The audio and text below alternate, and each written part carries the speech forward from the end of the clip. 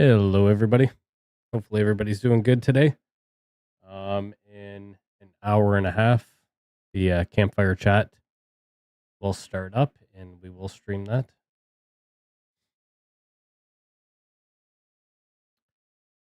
So we're just waiting for them to, once they give some confirmation on X, then they will be posted here. We'll watch them live, and hopefully, we get some exciting news. Set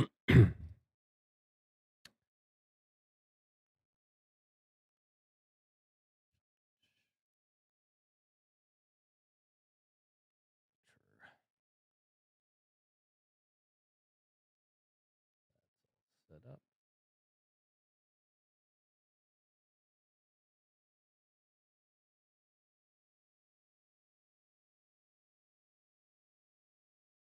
We have lots of news.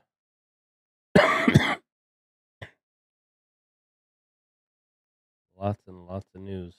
Hopefully, good stuff for us. Some quality of life changes to the other classes that have been neglected so far this season. So we'll see what comes of that.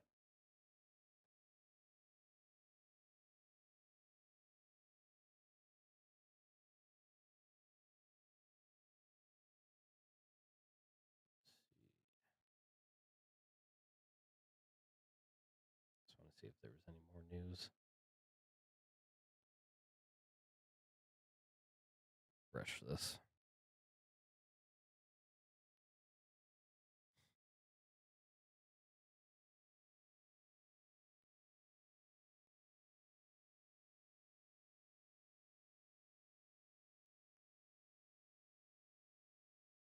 Thing from Fletcher.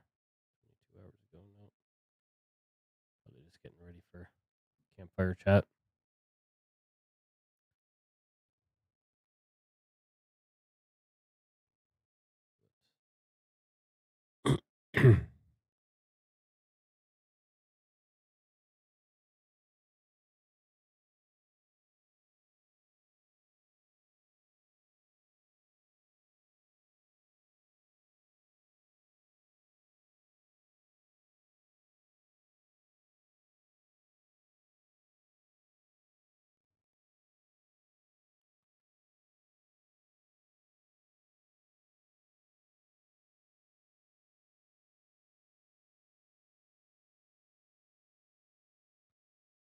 The Stalker 2. That game looks like it'll be alright when it comes out.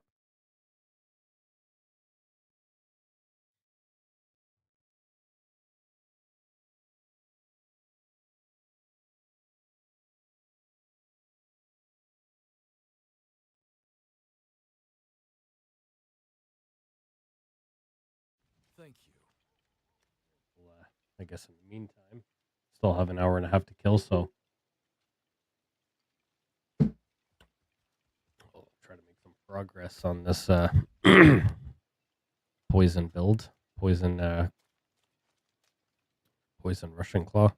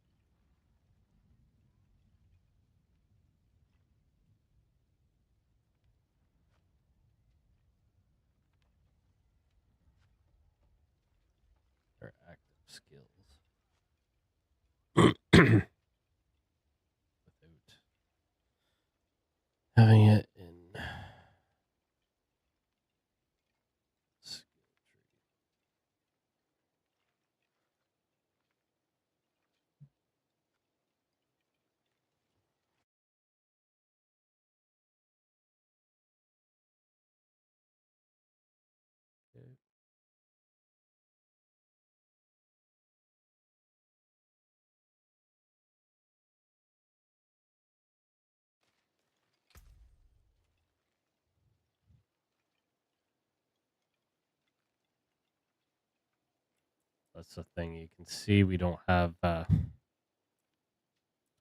Russian Claw in here. Don't have anything into skill tree for it.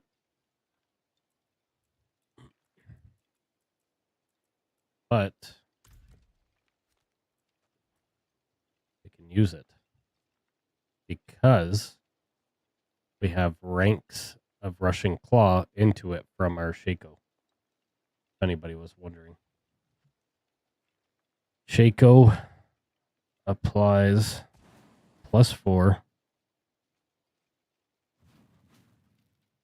into all passives, meaning we get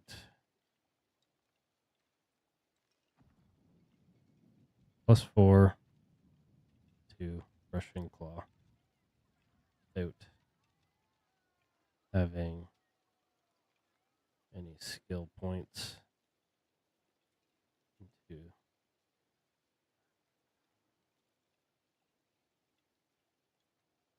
just so we're aware.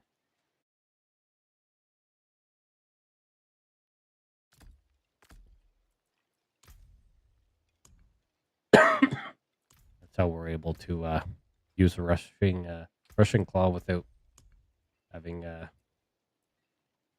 anything into it, because we do have our +4 again from the Shaco.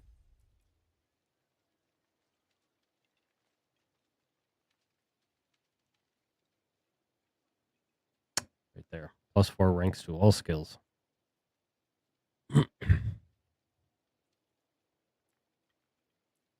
Okay.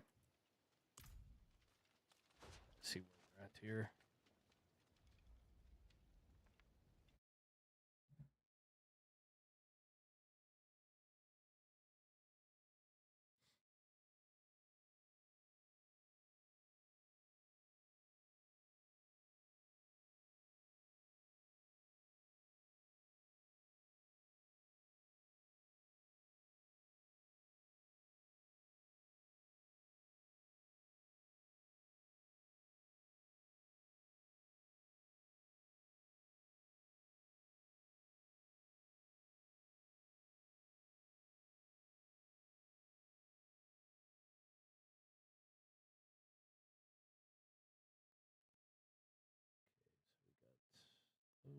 Set up.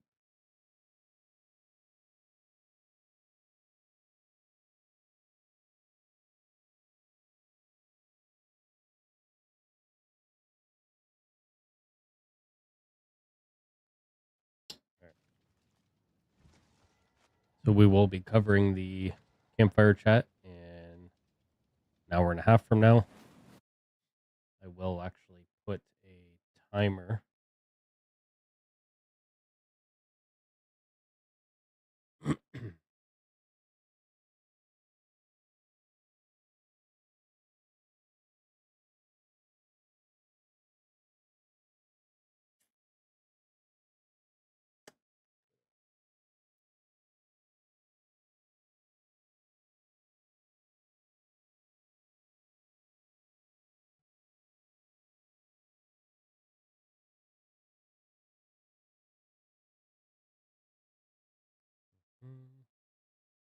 Again, if people were wondering how to get Russian Claw, um, the skill in here without actually having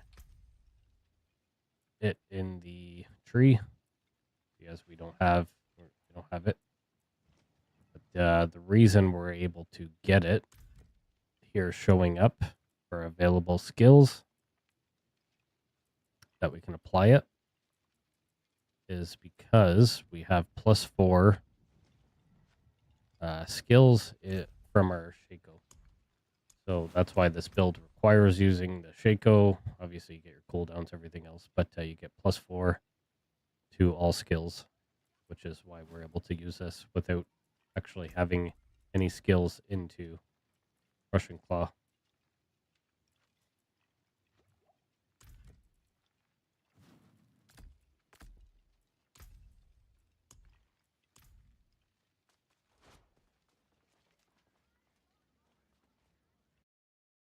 Hey, you were. What up, buddy?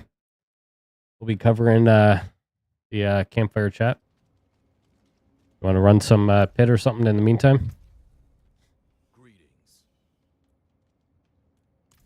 Can run something in the meantime, and till we get closer to that time, get some hopefully good information out of the our patch notes from the campfire chat. And I'm assuming shortly after they'll go live on the patch. Kind of find out what's going on from there.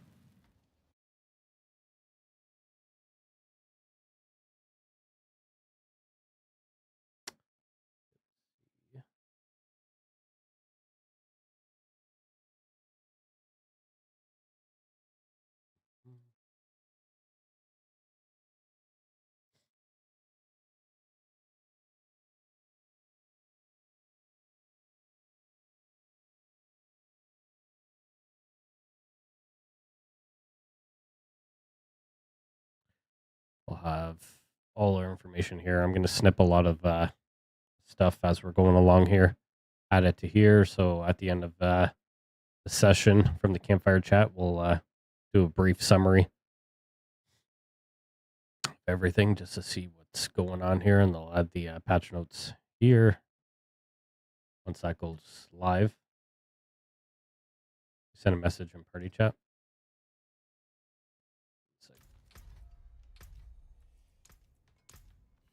Oh, okay, gotcha. I was wondering if you could inspect me and tell me what you think I need to upgrade. Let's take a look.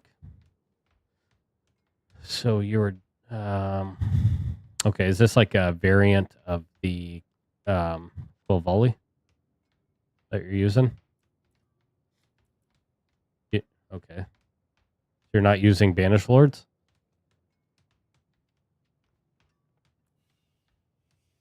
Yeah, the Quill Volley. But how come you're not using Banish Lords? Just trying to get more mobility? You definitely want to get that overpower damage for more, or that, use a Banish for more overpower damage. I see a lot of people using Yen's Blessing. Just it's a good and unique pair of boots, I guess, for this build. But see, the problem is, okay, I will. Max Roll doesn't have it. Mythic version. Check out my version here in the. Here, I'll send it.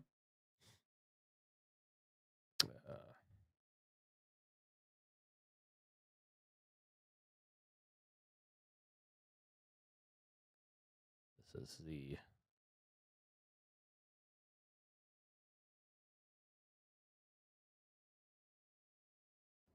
Send it to you as well in the party.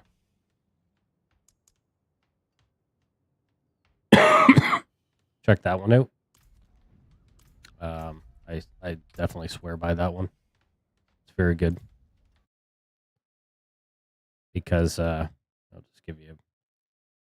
So with Banish Lord, we're gonna, triple masterwork or double masterwork max life. If you can't triple it, next best would be overpowered damage or ranks to core skills, either or. I have ranks to core skills, so I got 2 masterwork into max life and then 1 into ranks to core skills. And then I'm not even using the Midnight Sun, but I mean that's still a viable option. I just like having Mythic Circle potency as the tempers and resource cost cooldown, so you can keep your skills up all the time there. Then on the Kapaleki, it's very important to have a chance for core skills to hit twice. Try to master work that as well. And then the boots, I got attacks reduce evades cooldown by 1.5 seconds. You can put movement speed. This gives you a lot of movement speed. So you got that as your stat, movement speed, dexterity, life, and then you're gonna have more movement speed as well as your temper, and then vortex size. Looks like I had a decent roll on one in the vault. Is it? Or let me inspect it. See what we got.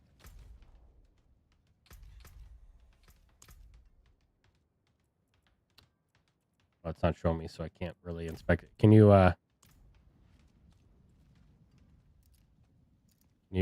post it in the chat? Like a party chat in the game? Let's see which one you got. Was it Banished Lord? Okay, there it is. Check it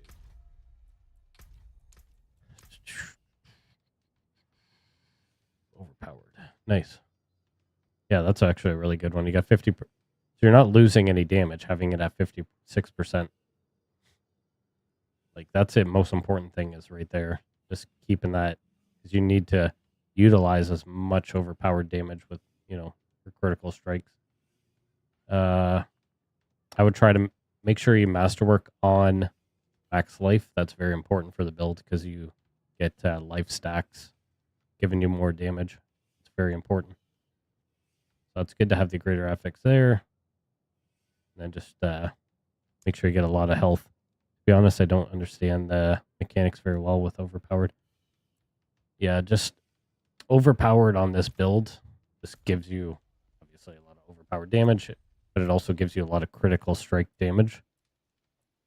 So, I mean, I'm not on the Quill Volley build, so I can't really show you what I have.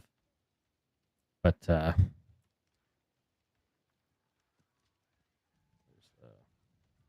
would have to switch over to the that build. Let's see, I'm getting 200. It's basically a multiplicative thing with overpowered damage. So the more you stack it, the more you're going to get damage, get more crit damage. It's how the barb build worked too. When you had the Hoda barb, like you would just stack a lot of the overpowered. So I've seen people use on gloves as well. Like instead of critical strike damage I have here, this is a different build. You can go barrier generation and then overpowered damage. But what you have it's good. Use that amulet 100%.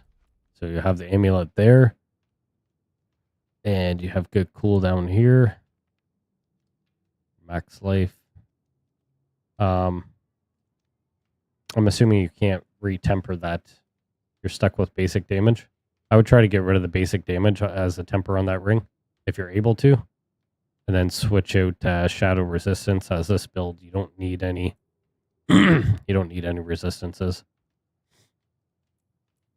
Because honestly, like it's this build is at the point where like resistances don't matter. Is if you keep those boots anyways, you got 52% resistance all elements there too. You don't need to be at cap. Resolve stacks barrier, that's good.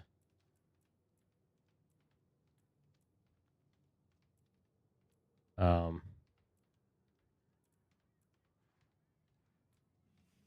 let me double check. I thought, let's see. Using resolve stacks there. I like having resolve stacks also on the helmet. So if you can get a legendary helmet, or you can have armor for armor stacks, life, resource, and then life health, like maximum life to stack that as well. And then you can have for the tempers, you need more barrier generation and then max resolve stacks so you can get the plus 18 resolve stacks that build requires. If you have plus 18, then you can like really push the hit 150. And then you need to hit a cap of 120% barrier generation. It's very important on that build as well. What are resolve stacks? I'll show you basically. They're gaps.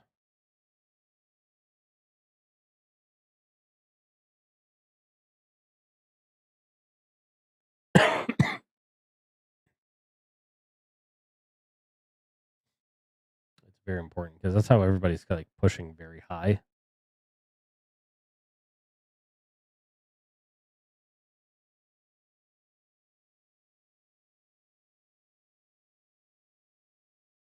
And when you use the Gorilla Spirit, you're getting more resolve stacks as well. Um, so Resolve is a defense buff that gives an additional 20% damage reduction, which then stacks up to 8 times. While multiple stacks do not increase the effect, it increases the amount you can get hit by before losing the buff each stack. Resolve is consumed when you are hit. That's why we put points into Armor Hide. Passive gains X percentage resolve every 5 seconds. And then you're becoming unstoppable and gaining 100% block chance. That's why we don't need like resistances, because the resolve stacks help you big time. Basically, to be kind of like invincible, I guess. You gain then perseverance, gain X% additional damage reduction per resolve stack. So that's why we got ranks into skill points into perseverance. So that's why that's very important. And then that's why it's important to have a lot into life, because then that's how you get more damage. Resolve stacks help push the damage as well.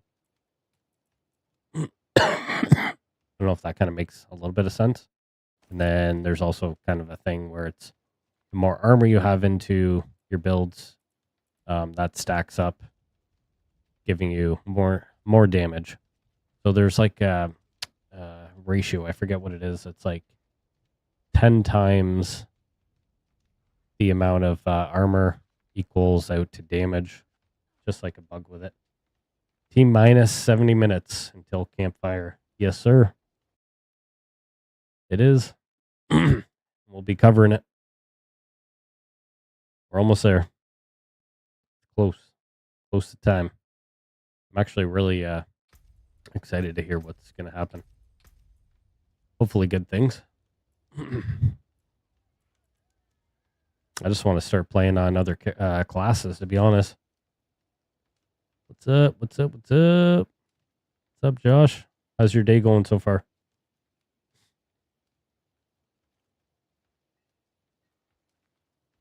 Yo, I was checking out your Twitch stuff. I seen you used to stream back in the day.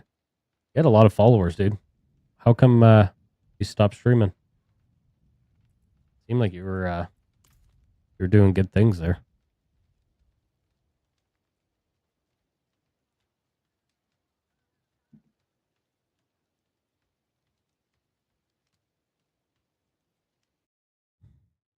I don't know if you want to join in with us, run some stuff. I just streamed for the year of COVID. Oh, I got you. Makes sense. And then you got probably life got too busy. Back to the real stuff. But it seemed like you had a lot of followers. You were doing good things there, though.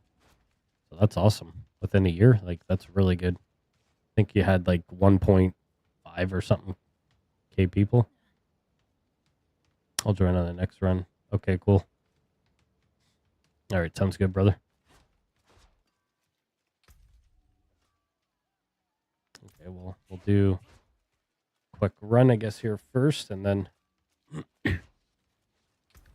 eat up some time. I'm gonna finish. Kind of curious. No, I gotta get a lot of my glyphs up here before I can push a little bit higher. I do have plus 18 in resolve stacks now, plus our resolve stacks from Armored Hide.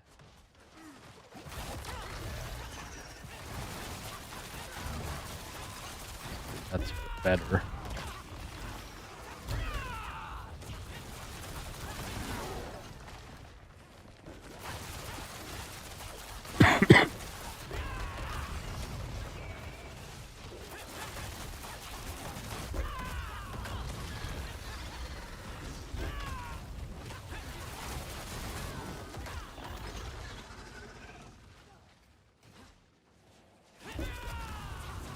I do enjoy this build. It's a lot of fun.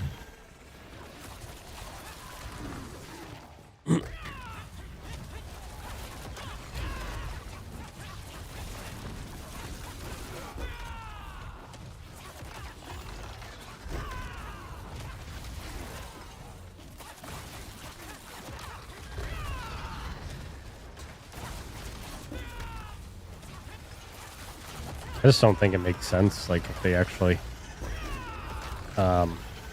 patch anything with Spiritborn. I think a lot of people are wondering that.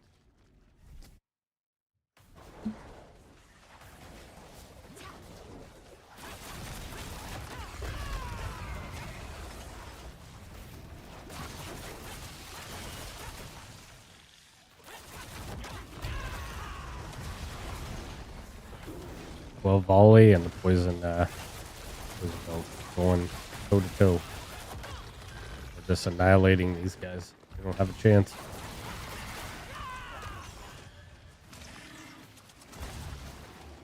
Brings back nostalgia. Yeah, no, I got you. I got you. It does. I think before they like really do anything else, they need to fix a lot of kind of stuff that's going on within this game. Like, to be honest, like this duplicating glitch, the inflation of gold, like you can't buy anything like from, Diablo Trader or whatever. People are hoping they'll bring like some kind of auction house, which I don't think we'll see till next year. And then, just a lot of the bugs that are going on with Spiritborn.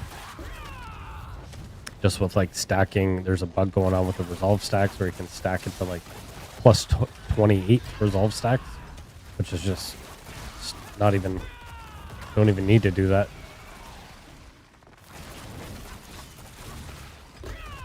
Diablo trade, yeah, exactly. It's very, I don't like it. Just very toxic because people just inflate the prices and everything, and it's not even worth it. I mean, people are asking 99 billion gold, which is the gold cap, for like a 1 GA item. Doesn't even make sense. And then people are just asking for real money, like for anything more, and then you just get scammed. Kind of like take the chance kind of thing.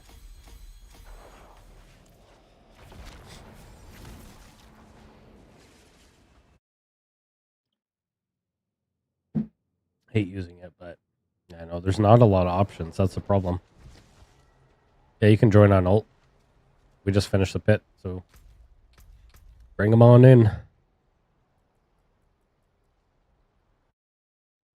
see. I'm all ready though. I got just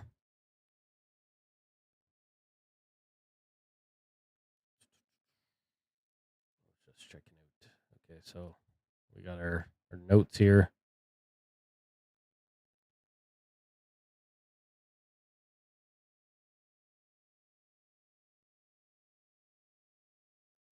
We'll do that. Just want to see.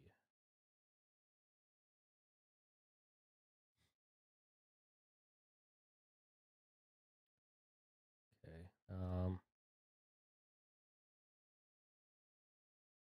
think they're gonna post anything prior to. Probably not.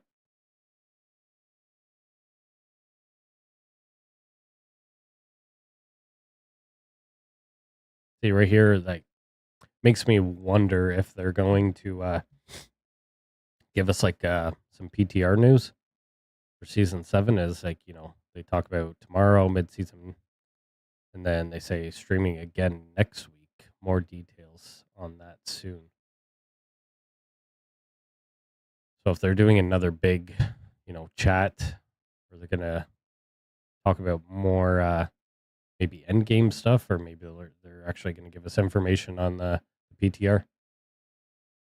I'd be very curious. I mean, we are usually it's around this time, like maybe by the end of this month, we'll see some PTR.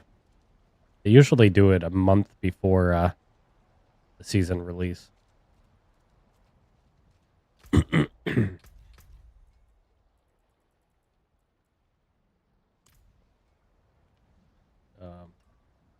It's got to be. Yeah, it's good. I think so too. They'll give us some information on it.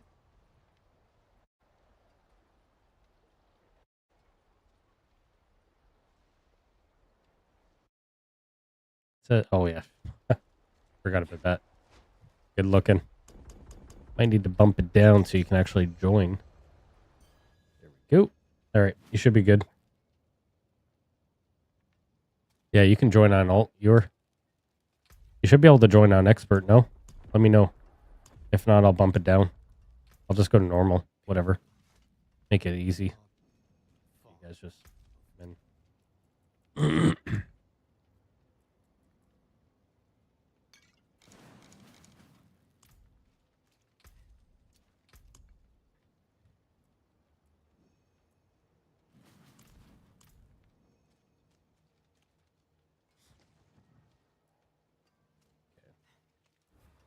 Which characters are you guys on here? You got a barb, and then you're running a rogue.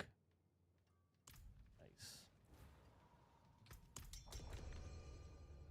That'd be awesome. Is like I was saying in my video there, that if they actually would do, I don't know if they'll do it this season, but like one season, I would love for them to like mid-season or whatever, when people are kind of bored of all the builds, whatever, like bring back all the previous seasons like best builds and make them viable again, just for like half a season, just so everybody could have fun on like all the best builds on each class.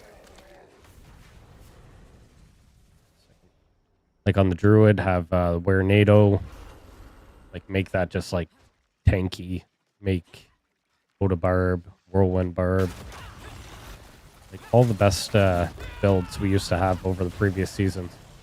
Like make them viable so we can have fun on them. I feel like this game needs to focus more on like fun, like creating the fun builds, let people enjoy them.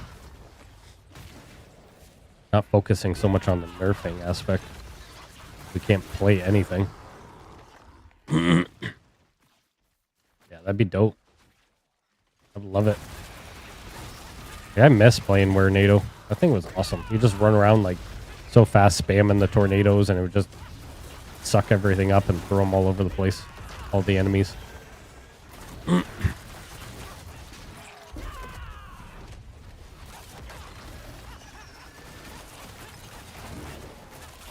Yeah, Whirlwind Barb needs to come back in a big way. So that's what I mean. Like, it'd be cool if they like buff the Barb and then say, you know what? Because we, we made Spiritborn so like, OP this season.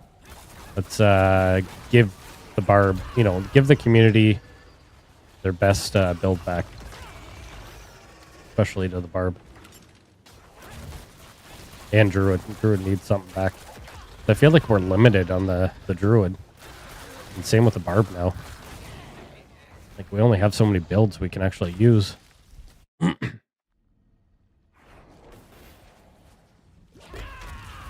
soon, if they keep nerfing every mechanic, every passive, like, there's just gonna be no builds. No builds. Can't use any. Yeah, they need a big prayer. 100%. To the Druid gods. Hopefully, hopefully they get something that works out for Druids. There's a lot of people that love Druids, like playing Druids, but there's just been no season lately where we can do anything with it besides the Cataclysm and Pulverize, which kind of boring play, personally.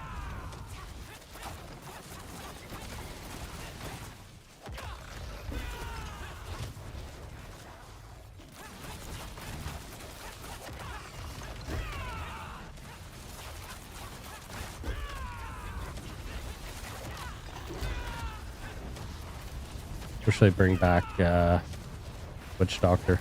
Yeah, Witch Doctor was awesome in D3. I feel like for the next expansion, a lot of people are thinking it's going to be a Paladin. Which I could see that maybe. But if they brought back, like, at least in one of the expansions down the line, Witch Doctor, that'd be awesome. Need some, like, fun new characters. I mean, the Spiritborn's fun. It's a good, a lot of good thought into it. But they need, like, different types of characters. Don't bring in the future, like, another Spiritborn style character. Do something different. Think outside the box. Like the Witch Doctor, that was a lot of fun. Everybody loved it. So why wouldn't you make some kind of variant of it? It was done very well. 100%.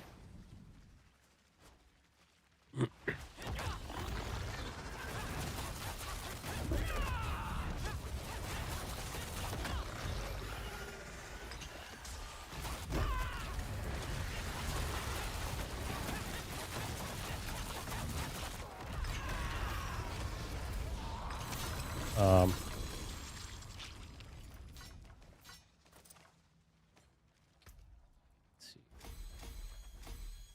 I've had also a lot of people wondering about this poison build, like the Bane build, how they're not able to get Russian Claw in their active skills to use. Thing is, we don't have anything into Russian Claw, and like people are wondering, well, there's nothing into Russian Claw. How am I able to use it? And how is it active there? Like when you're looking in to select it. And the reason that being is because of Harley Quinn's, you get the +4 to all skill passives. So since we're getting +4 into there, that's why it gives us the skill to actually use. So if you're not using Shaco, which is Harley Quinn's, then you're not able to use it. So that's why it's important you got to use that helm. I'd be down for like steampunk class that had good mechanical weapons or gadgets. Yeah, that'd be kind of cool. I mean, PoE's doing that. Path of Exile too. With that, I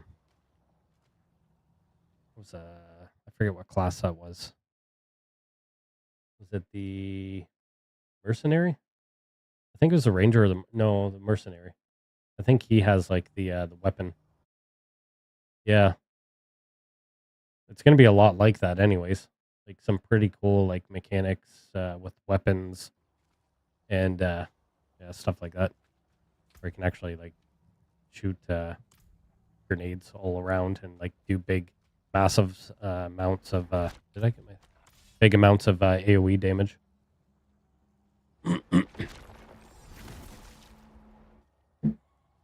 Make sure you guys don't forget to pop your elixirs, basic elixir if you can, so you get more XP faster.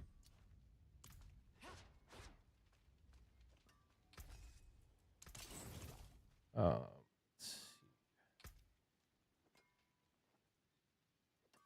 Oh, that was earlier.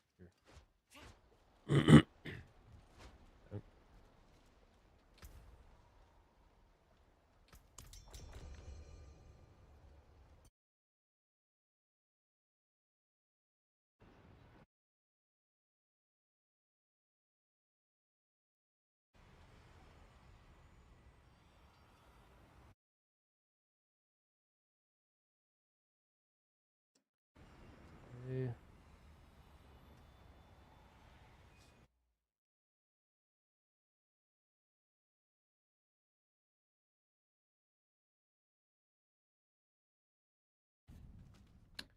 Okay. Trying to kill them this time before they come for you guys.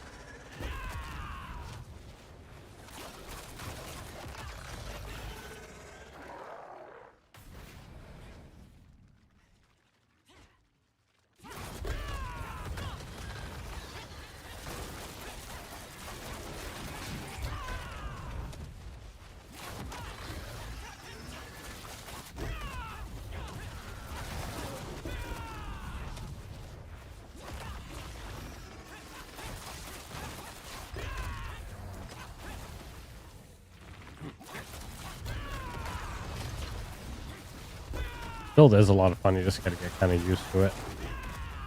A lot of people don't really like how you gotta. The only way you move with a lot of speed is like target based, and then you're kind of bouncing all over. But you get used to the mechanics pretty quick. I hope it does too. I hope it's not like a big flop or something, but I can't see how it could be a flop. I mean, they are changing the games, like the way the game is, like pretty significantly. Like it's going to be a lot more like D4 compared to how it was with Path of Exile, the original Path of Exile 1. I mean, I think they're simplifying the game a lot more too for people. A lot of people just got lost like really quick with the whole gems and the weapons and everything being separate and skill trees like being, and they didn't really there wasn't a good way the game kind of tells you where to progress. At least Diablo 4 kind of tells you like where to go through the story quest and how to get to the end game. Pretty simplified. Like anybody new to ARPGs can figure it out pretty quick. Yeah. At first glance, it's like very intimidating, 100%.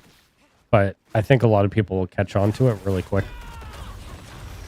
Because it will, say if you're looking like on like a ranger, like, he does all like bow attacks, crossbows, bow and arrows. So there's certain sections you just gotta kind of target areas of the skill tree that are related to like crossbows and all that stuff. So as you're like going through the tree, like certain things aren't going to work for like a bow or crossbow build. And all the a lot of big time creators are going to have builds, so people will figure it out pretty quick. It's going to be one of those learning curves for somebody new coming to Path of Exile.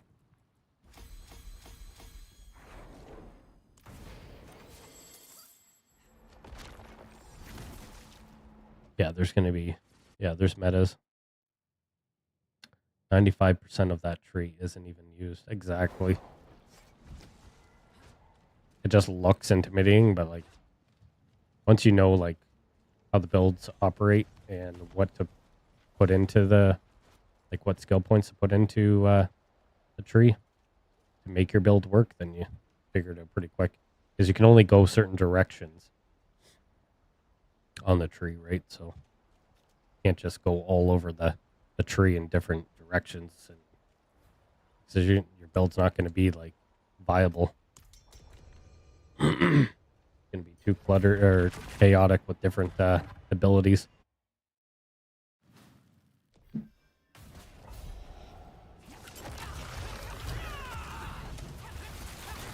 We got 45 minutes.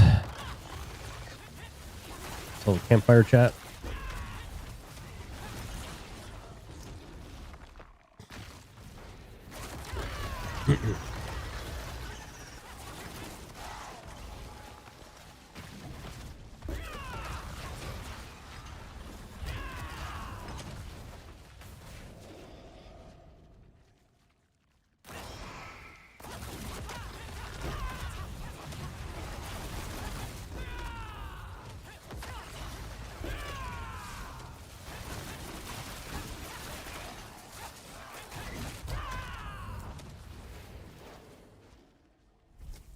Funny how like when I posted the build on YouTube there for this build, a lot of people thought they don't see how this build could be viable in higher pit pushes, but it's like I'm doing like billions of damage. Like survivability's good, movement's good, everything's really good.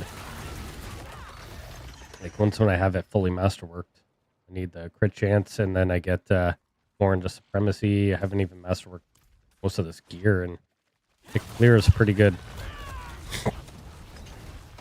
It's a very underrated build.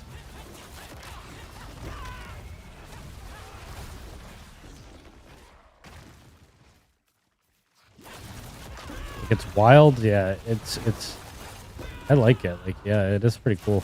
Something different.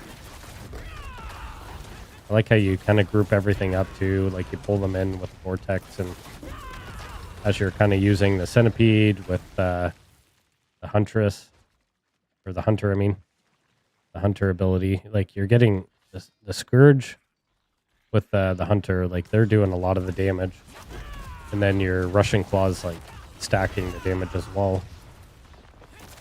And like for having a lot of the cooldown, you can just basically keep using your skills. Just kind of resets the cooldown really quick with having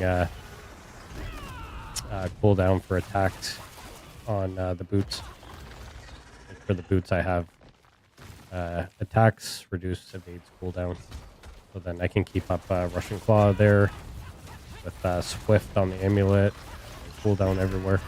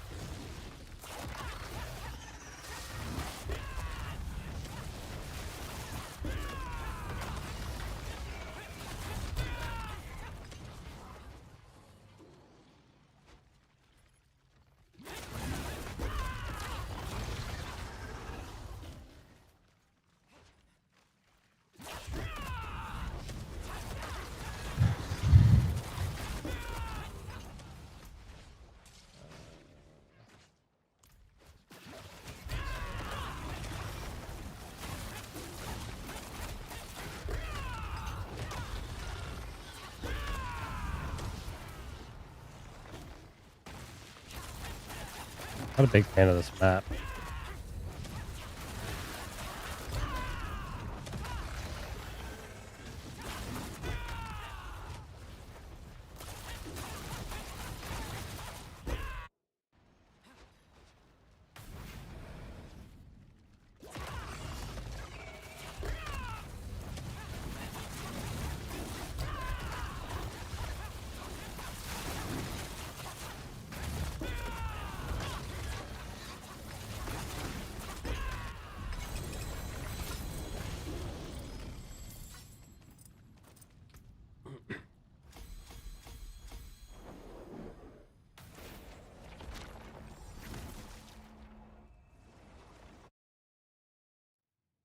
Be curious how much more this stacks up this build too once get the glyphs to 100.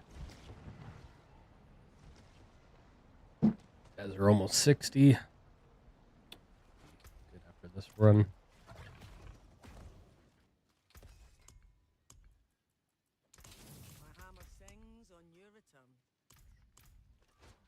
I gotta like dedicate like an hour or two to like farming dungeons or Helltide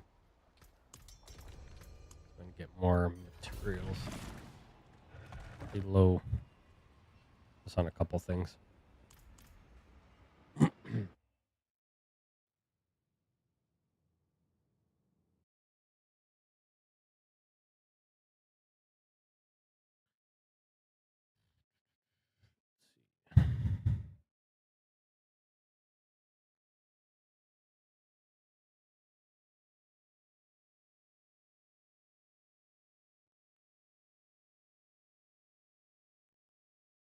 Yeah, just don't have the will to do a third. Can't play my. Yeah, exactly. A lot of people are pissed off. Like a lot of people are basically saying like, "Come on, guys, I've been playing this game for this franchise for 20 plus years." Then he goes on to saying, "There's just the other builds, the other classes just aren't strong enough, barely to get to tier 4," which is very true. A lot of the other classes you struggle in tier 4, Torment 4. I think you accomplished something good. It's just people are losing interest. I think they're like, shit, we got to do something right now with the other classes and give people incentive to get back on our game. Can they fix the bugs that are going around? Chance for Mighty Throw to deal double damage. Temper, that'd be cool.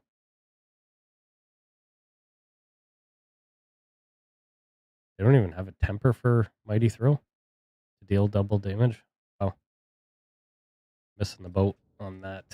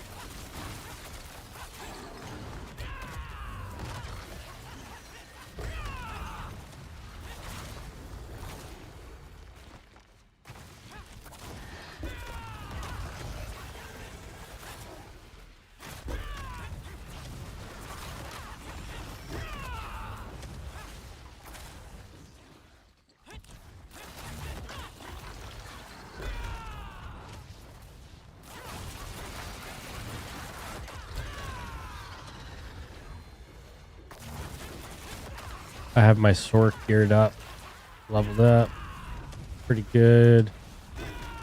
Even though I have a hard time on tier 4. Meanwhile, my brother looks at enemies. Yeah, I know. Spearborn's just like, yeah, it's not fair, honestly. It neglected the hell out of the other classes.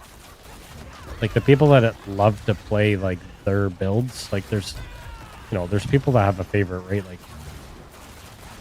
there's big streamers, like I know a few of them, like, they like Barb, or they like Sorks, and the Rogue, Druids, all of them. And they can't even get to use their favorite classes for this season. Like, I get it, like, Spearborn is great and all, but geez, throw a bone to the other guys.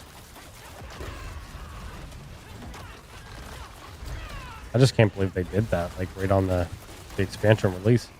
They're just like, oh, everybody's going to buy the expansion, so we're just going to make one class overpowered as hell. And meanwhile, the people that didn't buy it, they were like, oh, shit, well, I guess I have no choice. I can't even get past tier 4. So, like, your end game can't even start. You're still, in the midst of, you're capped at, like, Torment 3.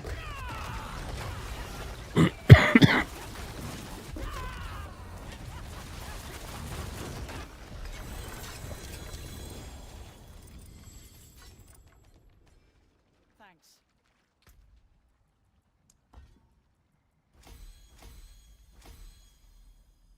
Oh, we'll get there.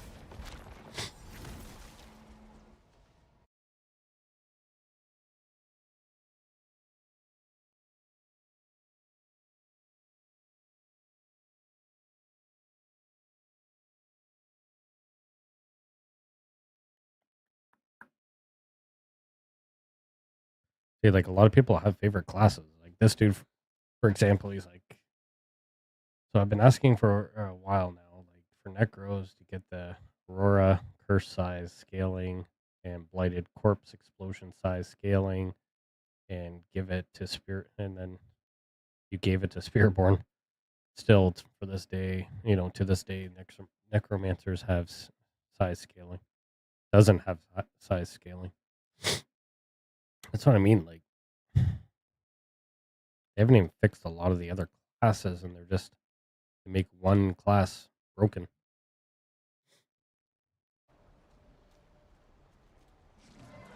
I have like 11. Equip weapons. Don't even use need. Yeah.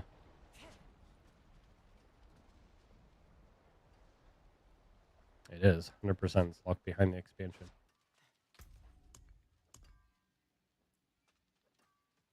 May hold on to some of these. It is. It's sad. It shouldn't be like that. Let's lock the game behind the expansion. Force people to buy it so we can get more sales and profits. I don't like that tactic, but you know it's a tactic, and they did it for that reason. I mean, let's be honest.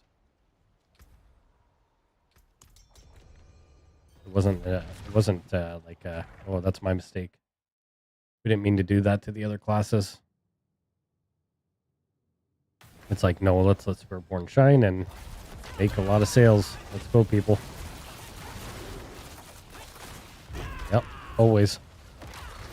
I get it. They put a lot of hard work into it and stuff, but like, I mean, when all that stuff came to surface about how much money they made, not even like in the game sales alone, like of the game itself, but like the microtransactions, like buying the cosmetics, everything, they're making way too much money. And then I hear other people, like streamers, saying like, "Oh, why don't they make cooler cosmetics and stuff, transmogs, to the end game content, like doing the Dark Citadel, completing it, or the Undercity, and just to get better transmogs." But they're not going to do that because they want to give the coolest, shiniest, best looking transmogs for the people that buy it. That's where they make their money, so they got to make it enticing. Yo, Trump, what up? What up? Trump is back. Yo. It's unfortunate, but I get it. Yeah. Yeah, it sucks. I hate how the world is like that. You want anything nice and cool, you gotta pay for it. Nothing's free. Yeah, we'll give you something for free, but it's gonna be shit. It's gonna look like dog shit, but thanks for playing our game and getting through the hardest content. Here's a reward. It's a transmog you'll never put on.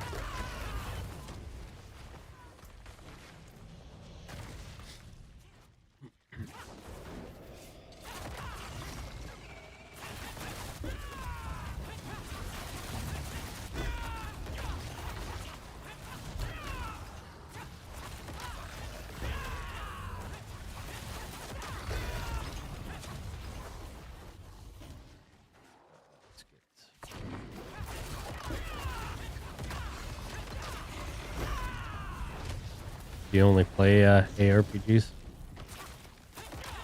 Or do you dabble in other? I dabble in other games 100%. I love like looter shooter games. Like when the new Borderlands game comes out, I'll be playing that 100%. Like the new Call of Duty, I enjoy the zombies. The first Descendant, when that came out, that was a pretty fun game. Stalker 2 looks pretty good when that comes out. Yeah, I like a lot of like that 100%. I'm not just locked to ARPGs, but they are my favorite. I feel like you get the most bang for your buck in like gameplay and longevity of the games with the ARPGs for the most part. T-minus 32 minutes. Yes, sir. When I'm not in here, I play PUBG and Rocket League. I played PUBG. I never got into Rocket League though, but I heard a lot of people play that, Roblox, like all those. I never got into like the other ones too, like Overwatch, Apex. Like a lot of people love those. Valorant. Like those games have stuck around for a long time, but I can't get into them. Like I like looter shooter games, like, but I don't like just shooter competitive. I gotta go. Of course.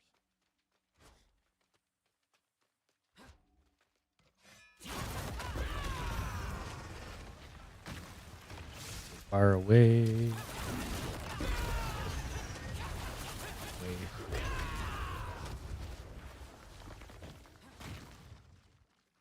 That's a problem. They made this section big, so they want you to kind of go all around, then you got to go through the portal.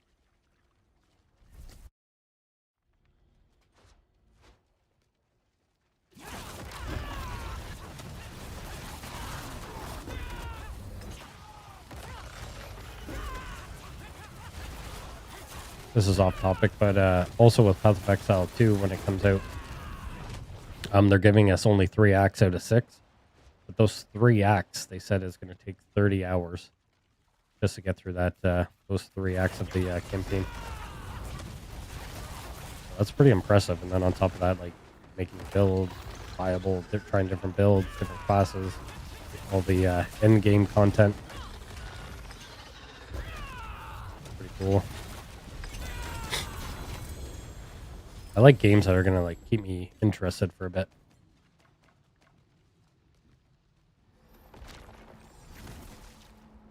Let's see. Let's see.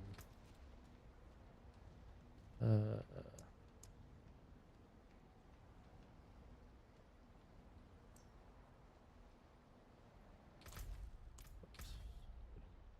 I'll do one to join.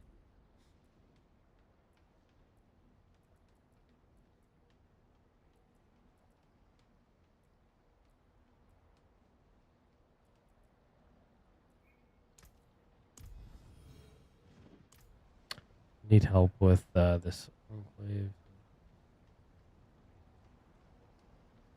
Oh. What's he doing? Enclave?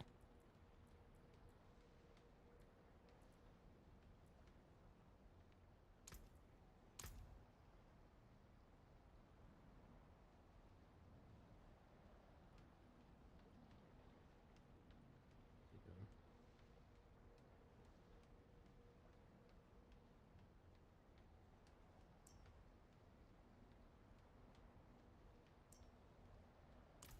I'll help this guy real quick and then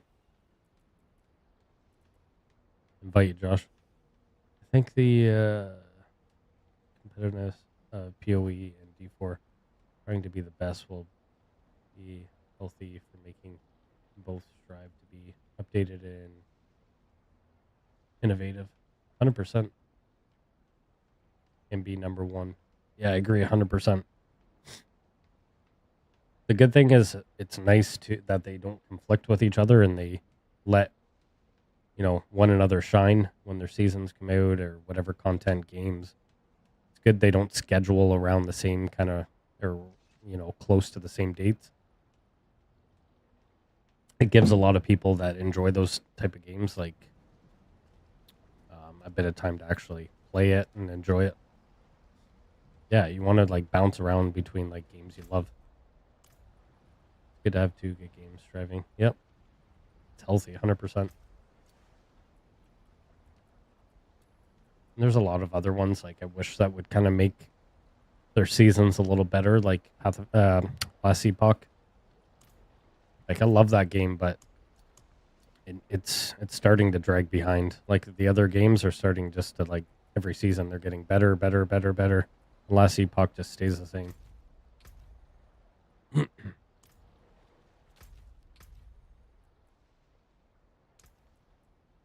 not sure.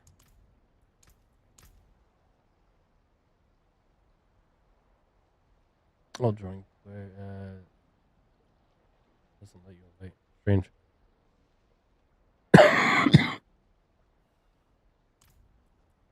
We got one spot open if somebody wants to join. I'm sure what you guys what you wanted to run.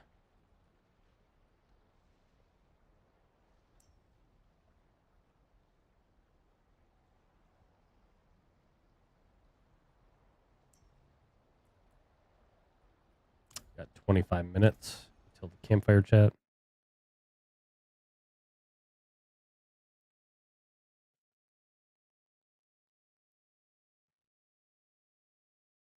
Let's see.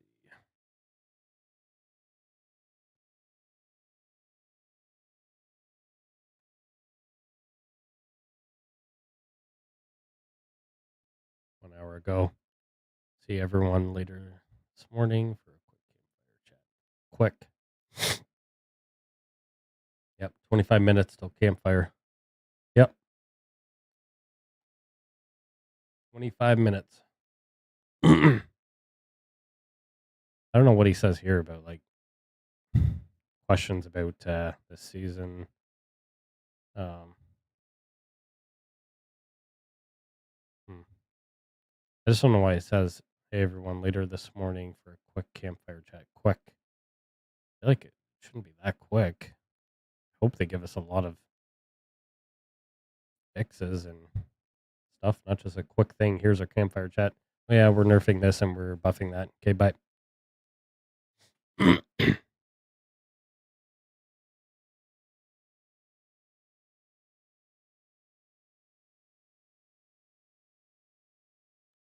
What this is about.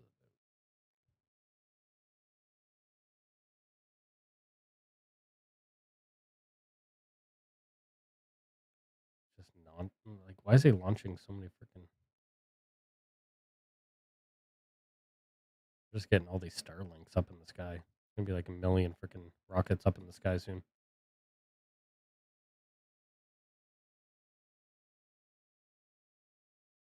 This Alex is, but it's all right.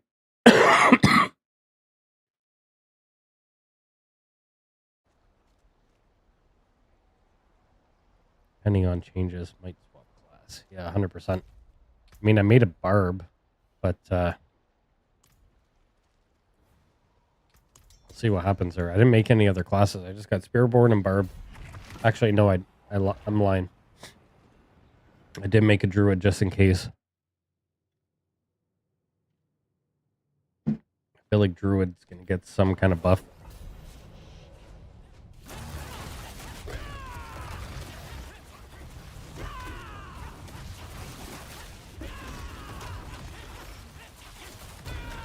Hopefully they don't. Yeah, I hope the buffs are actually like good buffs, not just like, oh, here's something little.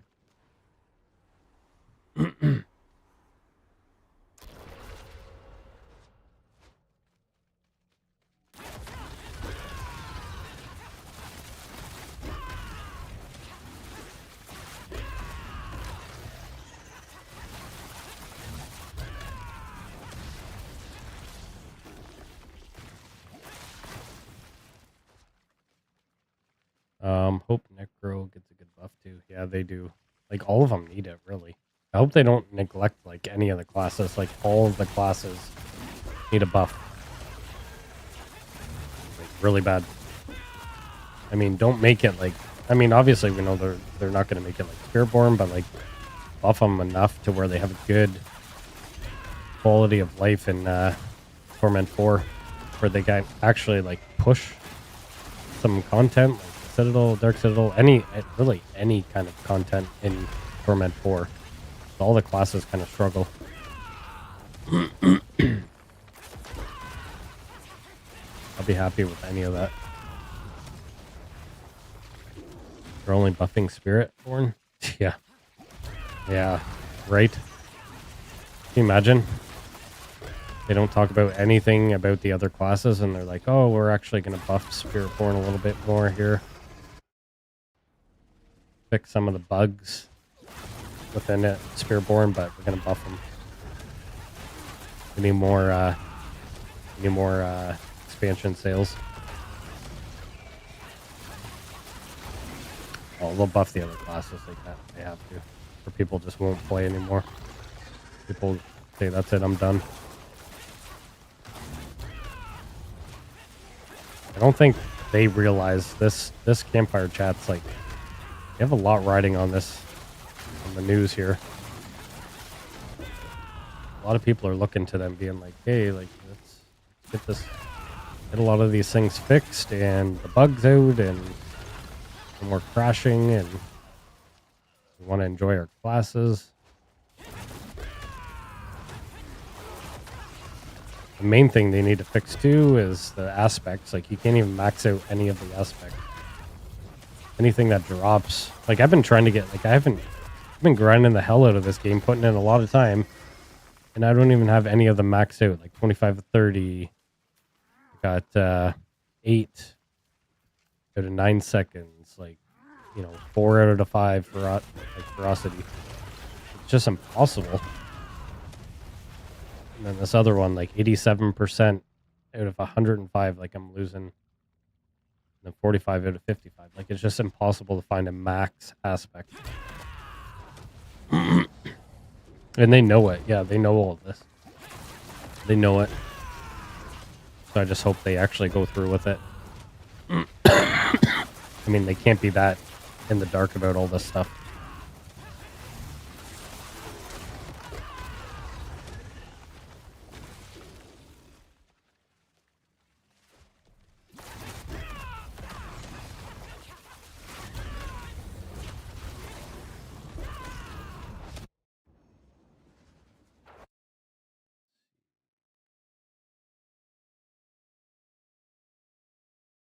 Dark Citadel dungeon wasn't showing?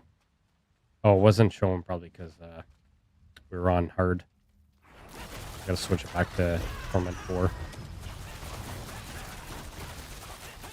Yeah, I'm still sick. Like this cough just won't go away. My nose is congested. I'm kind of dealing with like a bit of a headache. I've had this for like probably 5 weeks now. Like I hate going to the hospital, but I might have to bite the bullet. My kids are still sick. Like they get a little bit better and then they just get more sick. Like they come home with like another cold. Just endless cycle. Like right now, like I'm plugged. I don't know. It seems like a lot of people are getting sick though.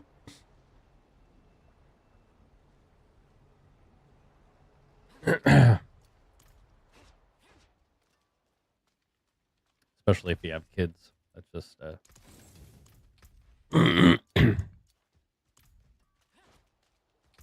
just more of like a congestion kind of thing with me. 15 minutes. 15 more minutes.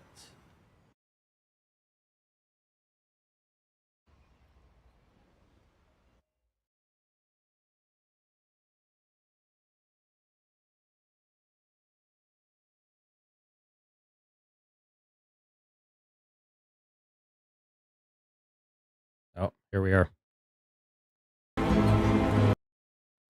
Got their countdown up.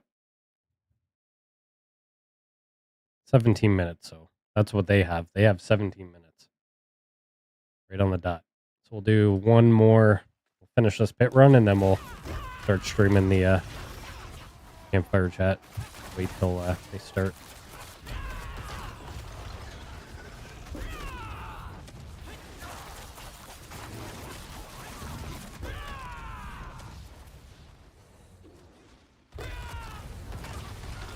Take a break after this one. Focus on the campfire 100%.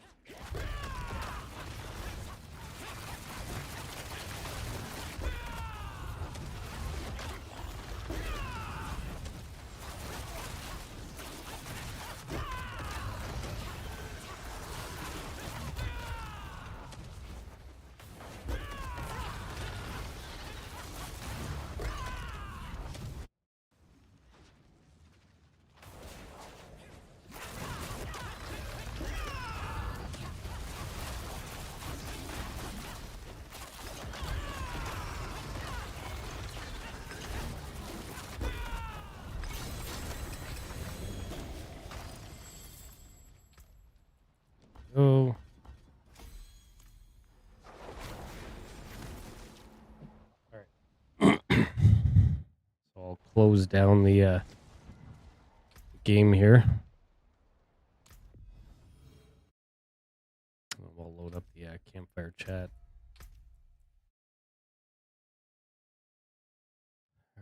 Video there, live footage.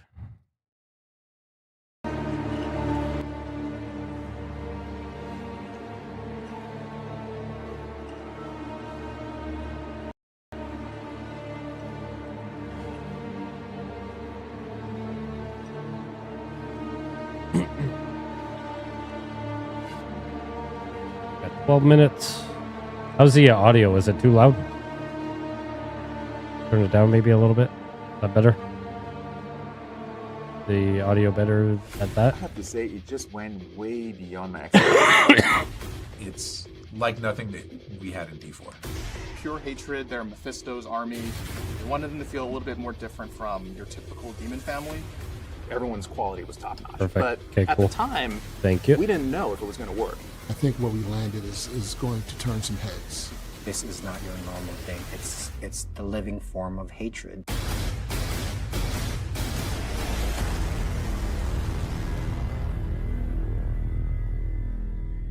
The new monster class that we could introduce, they're called Hollows. These Hollows have actually been around for like millennia.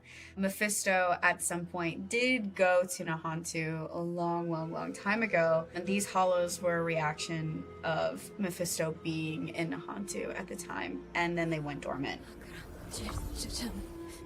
Bringing Mephisto in the Soul Stone seems like the right thing to do for Nerel, but it has a chain reaction that I don't think anybody was prepared for.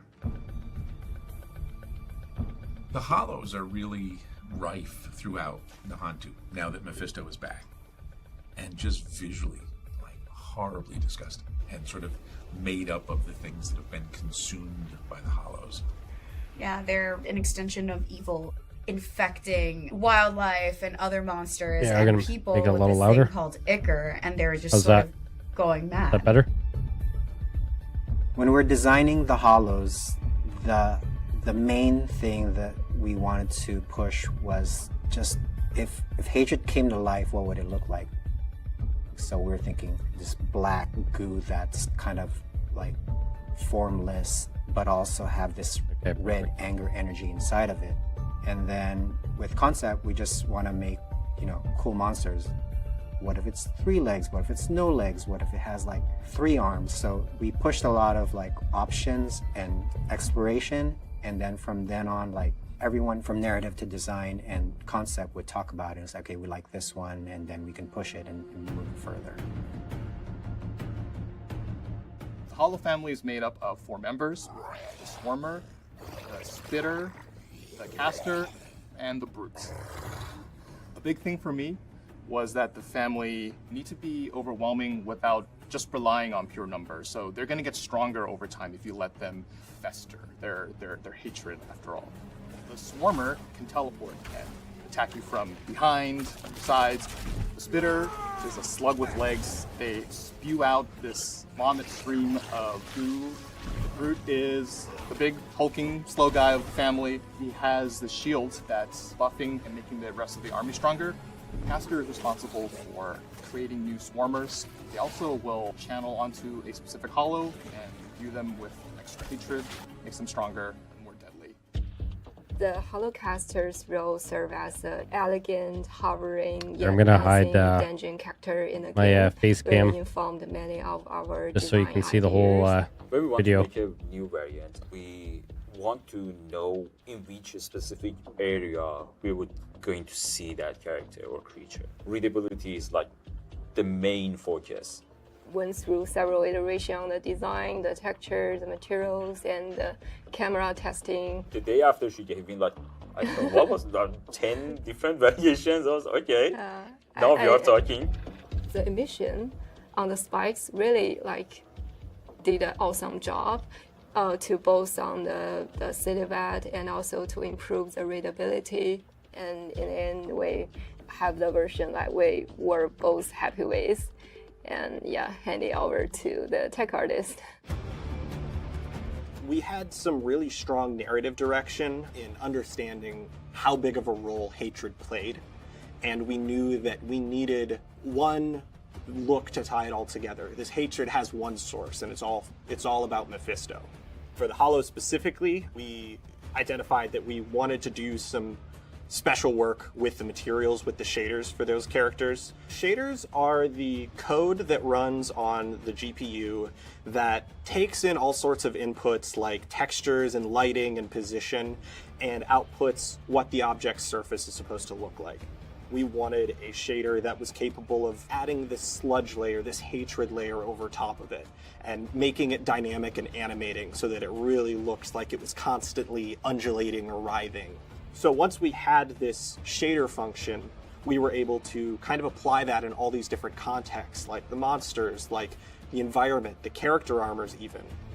Most of the shader work was done by Alex, who really took that shader function and made it work in all sorts of different contexts. And we also have the hatred add-ons to these characters, these tentacles, these writhing hatred growths all over them, which was a procedurally generated process that was largely run by Sky on our team.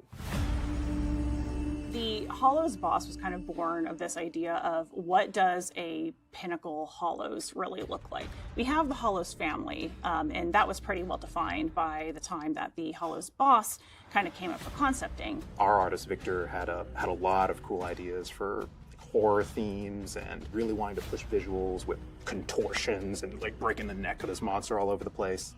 That's where we had the option to go, like, can we push it and really get that idea of what hatred and the Hollows are all about? This inky black acre that latched on to a once powerful spellcaster.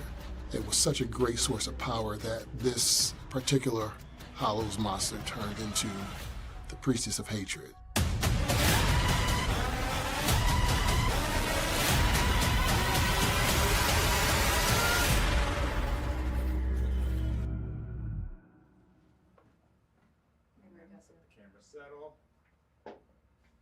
I'm Victor Lee, a principal concept artist on the Diablo team, and I concepted the Priestess of Hatred.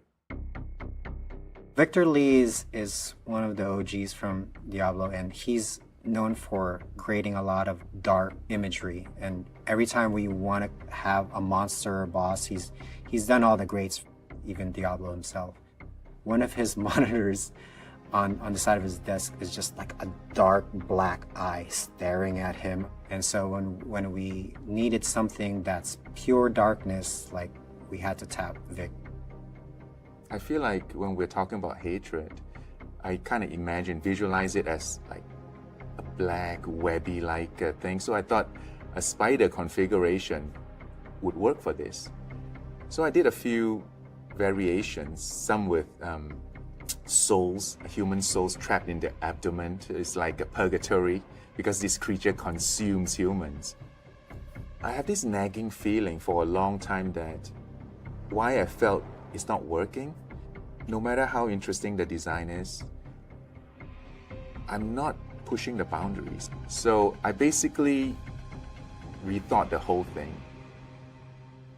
A lot of our creatures are just like raw aggression. It's just muscly and just brutal. Maybe this one is more insidious. What if the human figure is not controlling the hatred, but it's the other way around? Like the hatred is actually mocking humanity. It's like dragging a puppet around.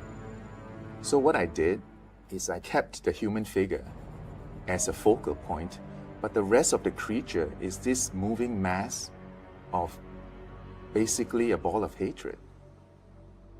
It broke a lot of rules, but I just felt like this just fits. So I went ahead with it and rendered it out.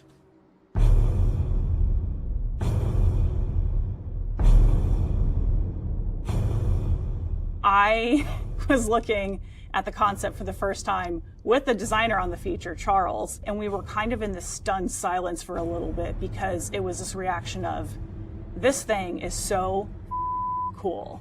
And then we started thinking, how are we even going to make this thing move? Typically, Our monsters are bipedal or they're quadrupeds. How's it going to move? We can't rely on walk cycles anymore. How's it going to rotate? We can't rely on, the built-in rotation stuff without it looking weird as hell. It was clear that in order to make this like animate and look natural, we were going to have to pretty much dive into uncharted territory. We wanted it to move in a very unique way. We wanted it to somersault through the air and be super unpredictable and zippy and just have like ridiculous animations as those tentacles are flying all over the place. We had that narrative and kind of drive to make it formless, and with our conventional rigging that we couldn't do that. We were doing prototyping before the feature even kicked off. Like, we were already meeting with animation and tech art to say, hey, we have this thing, we think it's really cool, but we need help figuring this out.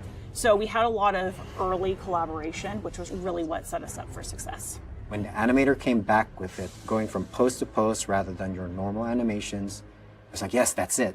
That's what Hatred should feel like. When you first find the Priestess of Hatred, it's going to look like a lifeless human corpse. And you're like, doesn't look like a boss fight. I'm in a boss arena, what's going on? But as you approach, you see that the body gets pulled into a giant pool of hatred, and then out of that pool of hatred comes this giant mass of tentacles. And that is the boss. So after animation, it gets to come to me, and I get to do all of the really cool visual effects at the end, show what those tentacles are doing when they impact the ground, when they slap something, when they hit the player. It really brings the entire thing together.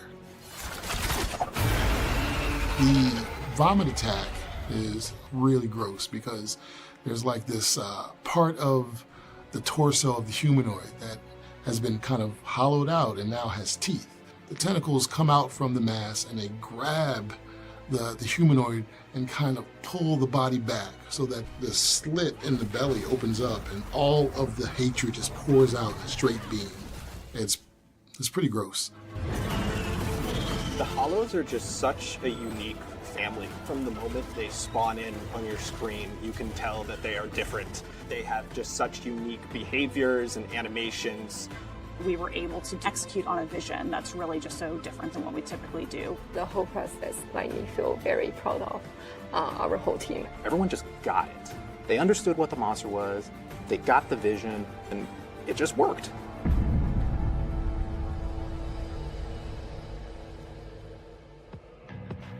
The eye on the screen has many functions. It keeps me in the right frame of mind. What we are doing is dark. It should be horrifying. I should feel the fear while I'm doing it. It's a reminder of that. The eye also serves as a warning. Like, get moving. Don't dwell too long and wander around, Get this thing moving. Get the work done. All right, here we go, guys. Almost that time.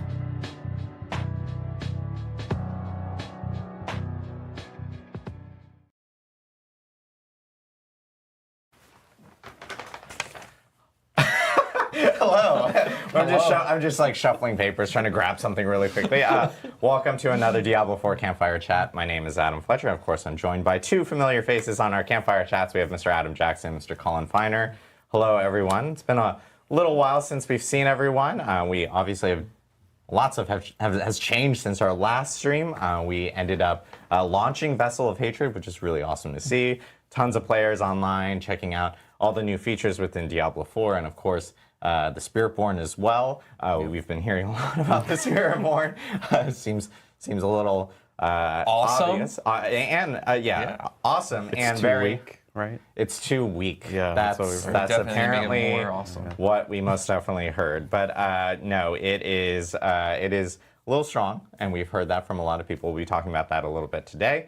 But first, before we do jump in, I do want to talk about some upcoming plans that we have for streams. Obviously, we're doing this stream right now for the mid-season update. The mid-season update is actually currently scheduled to release next week. We won't have patch notes immediately after this stream. As you know, we're doing this stream on a Tuesday, which is a little bit of a different day for us. We typically end up doing these streams later in the week when we do release those patch notes, but you will have patch notes later this week. We just need to get them through localization, make sure everyone sees them, and we get all the final changes in them before we actually do release them. But you will have the final patch notes for mid-season update later this week. And then, again, mid-season update next week. We will be back next week for another stream. Yeah. So back-to-back weeks for streams. Lots of streams coming up. So this one's going to be There it is right there, a pretty PTR quick live one to stream go over next mid-season week. update. And then next official. week, we're actually going to talk about the Season 7 PTR. I should actually call it Patch 2.1 PTR is specifically the name of it. We're going to be talking about all the changes that are coming with Patch 2.1. That stream is also going to be a little earlier than when PTR is planning on actually starting. That's only because for those here in the US that are aware of it, the Thanksgiving holiday is coming up towards the end of November, and we won't have people in the office. So we want to make sure that we can do the stream a little early and talk to everyone about the Patch 2.1 PTR before the end of the month. PTR itself is planning on starting after the holidays. Or after that Thanksgiving holiday in the U.S. And then for the notes regarding PTR, we'll have that before the holidays. So everyone get to, at least in the U.S., they can eat turkey, read patch notes, and then elsewhere, Perfect thing they can just read patch notes. And so we have a lot of stuff coming up and a lot to talk about, but. Before we do get towards some of the other items, I know Colin, you want to talk a little bit about where we're at with D4 at the moment? Yeah, absolutely. So I'll try and keep it short and sweet. For the mid-season, we actually think, I just wanted to talk a little bit about how we think about the game currently. We've changed a lot over the past year. We've changed itemization. We've changed all of the progression.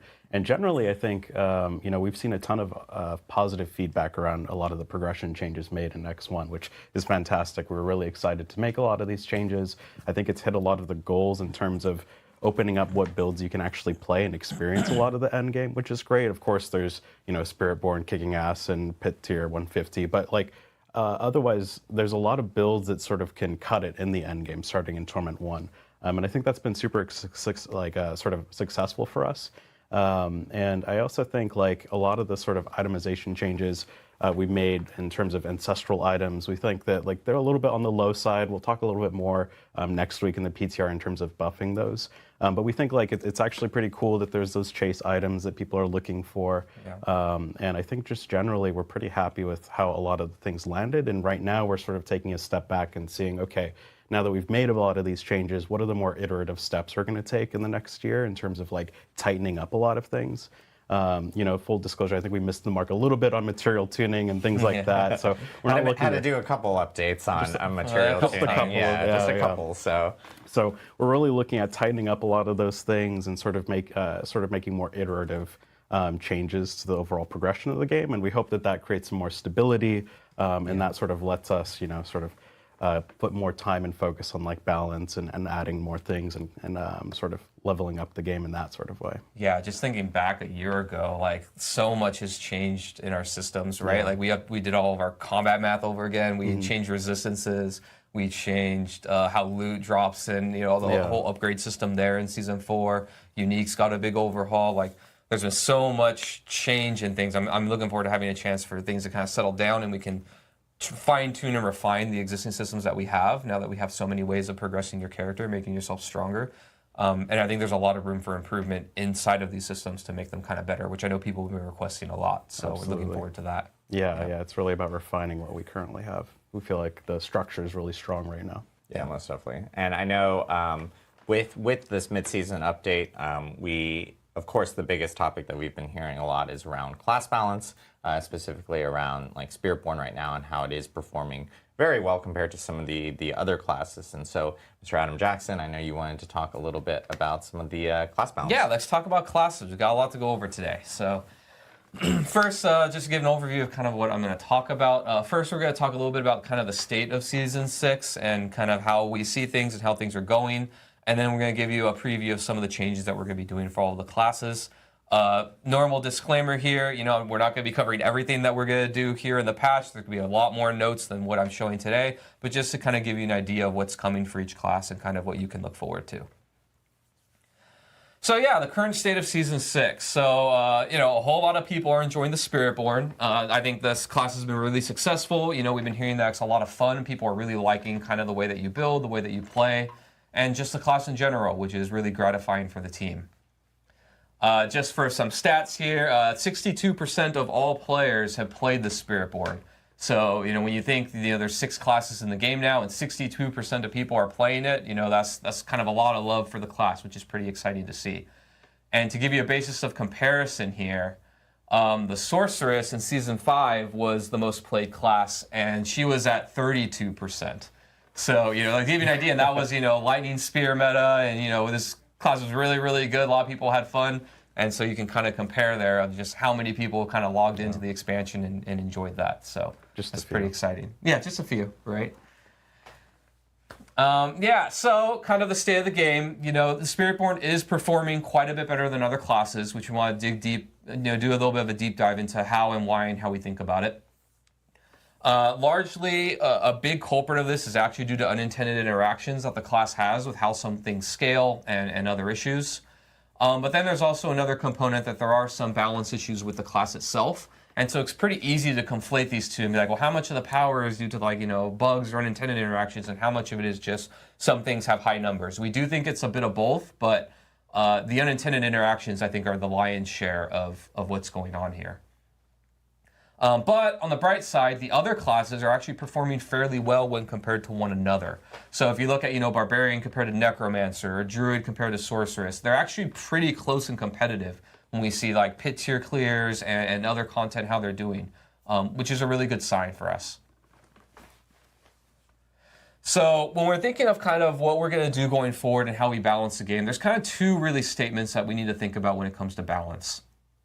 The first one that's really important is we want players to feel strong and powerful and to kind of feel like they can break the game and find these crazy builds and do awesome things with.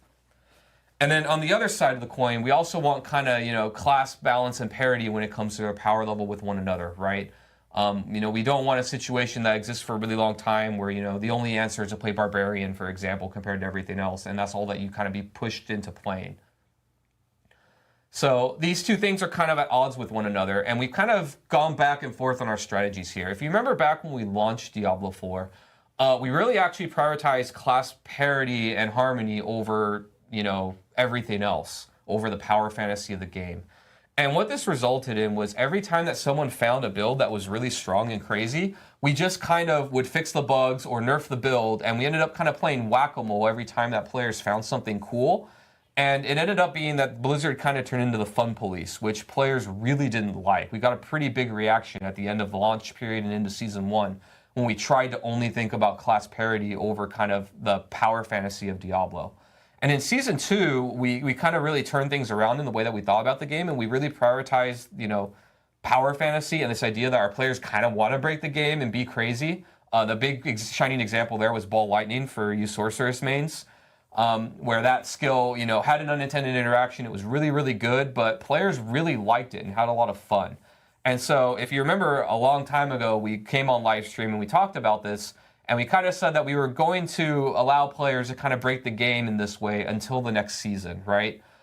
There are some exceptions that we'll make where we'll fix things in the mid-season if it's impacting the performance of the game or the experience of other players, like if your build is causing a bunch of lag or something. Then we'll fix it right away. I think in Season 6 we had this example with the Evade build with Spiritborn. But overall, players really liked this strategy a whole lot more, right? They got to enjoy this kind of, the point of playing ARPGs and Diablo in particular, of really making a powerful character and being able to smash faces with it, right? Yeah, and the sort of philosophy here is sort of goes even beyond classes, right? If you remember in Season 1, we were just nerfing every dungeon that was too performant, and any time there was content that was a little bit out of budget, we'd nerf it. So it's really about sort of establishing a trust with you, the player, during that season, and not trying to sort of force you to exploit the fun early and often. And it's really about sort of making sure that when you play a season, you know that that season is going to work the same throughout the season, and we're not going to change things midway on you.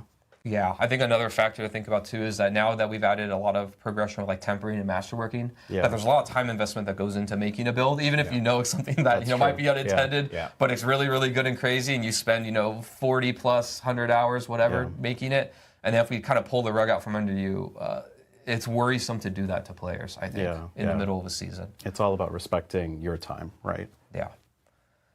So in that vein, we are not planning to nerf the Spiritborn in the mid-season patch, which I think is the thing that's on everybody's mind. Like, is Blizzard going to do it? And we've decided that we think it's best for the game to not do it in the mid-season. Good. So in Season 7, and we'll be talking about this a little more in the live stream next week, we are going to be fixing all of the unintended interactions that we found with Spiritborn. We'll also be making balance adjustments to bring them in line with the other classes. So you can expect a lot of change there.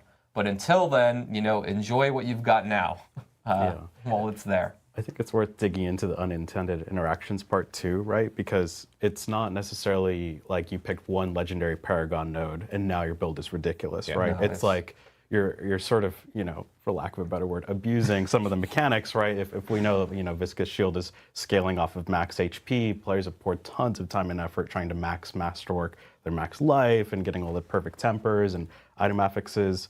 We don't want to take that away from you, right? That's not something that we're trying to necessarily destroy all the time commitment you put into your character by fixing these things. So it's not as simple as just fix the unintended interaction, right? Yeah. But just reiterating, it is those unintended interactions are things that we will look at when we get to Season 7 and we start off with Season 7. So, and obviously with mid-season update, enjoy it through Season 6, but come Season 7, you'll see a preview of some of these changes. With Season 7 in our PTR stream next week.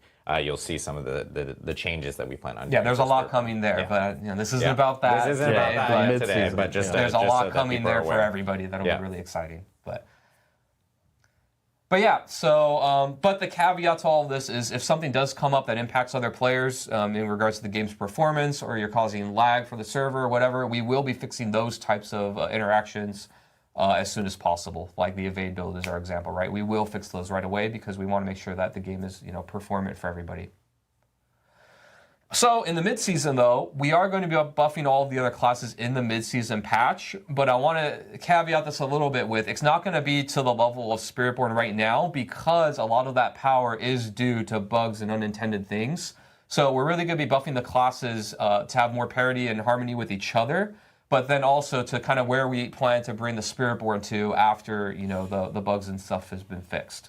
So you will be seeing number buffs, but I wouldn't expect to be at the same level as what Spiritborn is doing right now in the mid-season, just to be clear, because of that, the bugs are actually a big part of the power level. Yeah, and we don't want to create an arms race, right? Where it's like, okay, everyone gets to be pit tier 150, then the next natural ask is like, okay, I guess we're adding torment 5, 6, 7, 8, right?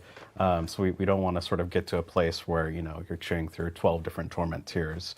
So we're really being cautious about the arms race here. We actually think the rest of the classes are in a really good spot. Yeah, and I think you can count on that going forward too, not even just right now, but this is kind of the way that we think of things in general. It's like if all the classes are kind of in this realm kind of close to each other and then one has something unintended that brings like way up here, everybody is always like, well, let's just bring everybody else to this. Yeah. But if we do that every time, like you start with this difference and then you're here and then you do this and then you do this and you're exponentially going to increase the power level of the game just insanely high really fast, right? And that's not our goal, right? So if there's something that stands out, we'll let people do it for a while, but then we're going to bring it back the next season. Yeah. And that's kind of the way that I think you can mostly count on us doing balance and how the choices that we make and why. Definitely. And the same goes if there's like a underperforming class. It's like 20 pit tiers behind everyone else, right? We have no problems with like bringing that up to where the rest of the classes are. Correct. Yeah. The real goal is to get everything in a pretty good realm of having harmony with one another. And, when something's out of balance, it's okay for a season, but then we're going to try to bring it back, right? That's kind of always our goal. So yeah, let's get into the class updates for all the classes. We're just going to be going through one by one and kind of giving you a preview of what to see. Again, this is only a preview. There's more than what we're going to show on screen. Yeah, way more. Yeah. Right? This is just like a couple examples within the stream itself. And of course, again, just a reminder, patch notes later this week. Once we get everything kind of sorted, we're abnormal time for a stream on a Tuesday. Normally we do it on Thursday and usually have patch notes then. So I expect the patch notes later this week. Yeah, let's get to it. So starting off with Barbarian, we got some baseline core skill buffs for pretty much all of them, right? You can see here Upheaval, Hammer of the Ancients, Double Swing, and Rend. Basically, we always hear it that they have a little bit of trouble leveling. Their late game is really good, but just getting there, it can be a little bit painful. So we're just going to be squeezing up those numbers a little bit more. So you'll have a better time leveling. You'll also be a little bit stronger overall, but all the builds will get a little bit better. And then also we have some buffs to underperforming legendaries and uniques. Here's an example with an aspect, Battle Mad. You can see here in the before, kind of what's on live right now, is it's basically just a way to give you berserking, rewarding you for weapon swapping. And now we're adding a hefty multiplier to it. So now this is going to be a real offensive aspect that's going to give you, a bunch of power. You're going to get up to a 40% damage buff when you're doing the weapon swapping mechanic. So we've kind of finding these places where we can input damage or, these underused legendaries or uniques, and then adding a reason to make them more compelling. Actually decent for next we got Druid. So all of the Druid's key passives are getting buffed. I've given a couple of examples here, but I'm pretty sure all of them, the numbers went up. So Lupine Ferocity, you've got the crit damage going from 70 to 100% bonus, and then the bonus damage to injured enemies going from 140 to 200%, which is pretty meaty. And then the one with Nature passive, that buffs your companions, that bonus damage is going from 60 to 80%, which is a pretty big amount. And then also legendary unique buffs in the same way of the Barbarian. Tornado, baby. So here, this is an offensive aspect, even though I'd argue it's kind of more utility, but the Storm Chasers aspect where it makes your tornadoes smart, where they seek enemies. We're just adding a pretty good multiplier to that. So Tornado builds Rejoice. You're going to get up to 50% more damage now just from taking this aspect that you're probably taking anyways. So just making you happier to take the same things. Next one, the Basilisk. This is the Earth Druid dealing with Petrify. So before, it was that first time that you hit an enemy, you'll petrify them, and then every time you petrify them, it deals a bunch of damage. We're just making that a lot more usable, so that way you can feel more comfortable taking it. So now it's going to be when you hit a healthy enemy, you'll petrify them. And also, this will work against bosses. So every 5 seconds that you hit a boss, you'll attempt to petrify, and then you'll get that bonus damage proc. So basically, this unique now will be giving you a damage proc every 5 seconds against bosses, which will be a lot better than now, where it doesn't really do much to bosses at all. Next, we got the Necromancer. So they're getting buffs for all of their basic skills. I'm showing Decompose here as an example. The damage is almost being doubled. Your essence gain per second is going up by quite a bit. And also now it'll scale with attack speed bonuses. So now if you build attack speed or you have it, Decompose is going to be generating essence for you quicker, which it didn't used to before. They're also getting some buffs and kind of some simple functionality changes to some passives. So an example here with the Evulsion passive is before you would get increased crit damage to vulnerable enemies. And now we're just going to remove that double requirement there of focusing on crit and vuln. So now you'll just get more damage against vulnerable enemies. So it's just a lot more usable. It's now you can use it more generally. You don't have to worry about critting all the time to get the bonus. So it'll just be more consistent. And then we've got some unique buffs here. These are just number buffs, some examples. We've got Mordecrux, so your chance to spawn the Skeletal Simulacrum is going up. And Howl from Below, you're just getting more corpse explosion damage out of it. So just tuning up these numbers to make them competitive. Next, we've got the Rogue. So similar to the Barbarian, the Rogue is also getting buffs to the core skills. Penetrate shot damage is going up. Flurry damage is going up as some examples. Also, their key passives are getting a bit better too. Victimize, the damage scaling is going up for your vulnerable damage bonus. And Precision is going up by a pretty hefty amount from 15% to 20% of your crit damage bonus. So they'll just be a lot more potent. And next we've got the Sorceress, kind of keeping on the theme of buffing key passives. So this one we're actually doing a bit of a functionality change. So Combustion before used to be that you get a big multiplier to your burning damage, 60%. And then after that, we kind of wanted to reward you for putting different burning sources on enemies, and you would get a little bit of a bonus per source. Now we're doing away with that second part, so you're still getting the burning damage buff just across the board. But now we're actually going to tie it to itemization, so now you'll just be getting an additional multiplier based on your damage to burning enemies bonus. So now you're going to be looking for that, in your gear and your Paragon and other places, so you can now just really buff up the burning damage, and you don't have to worry about putting a bunch of sources on enemies.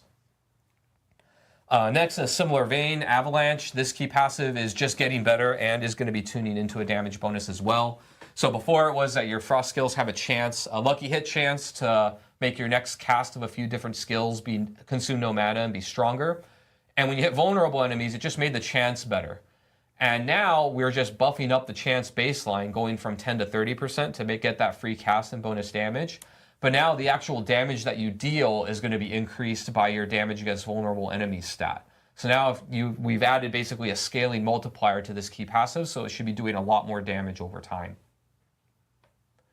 Next, we got Aspect of Piercing Cold. This is for you Ice Shards enjoyers. This one's getting a whole lot better.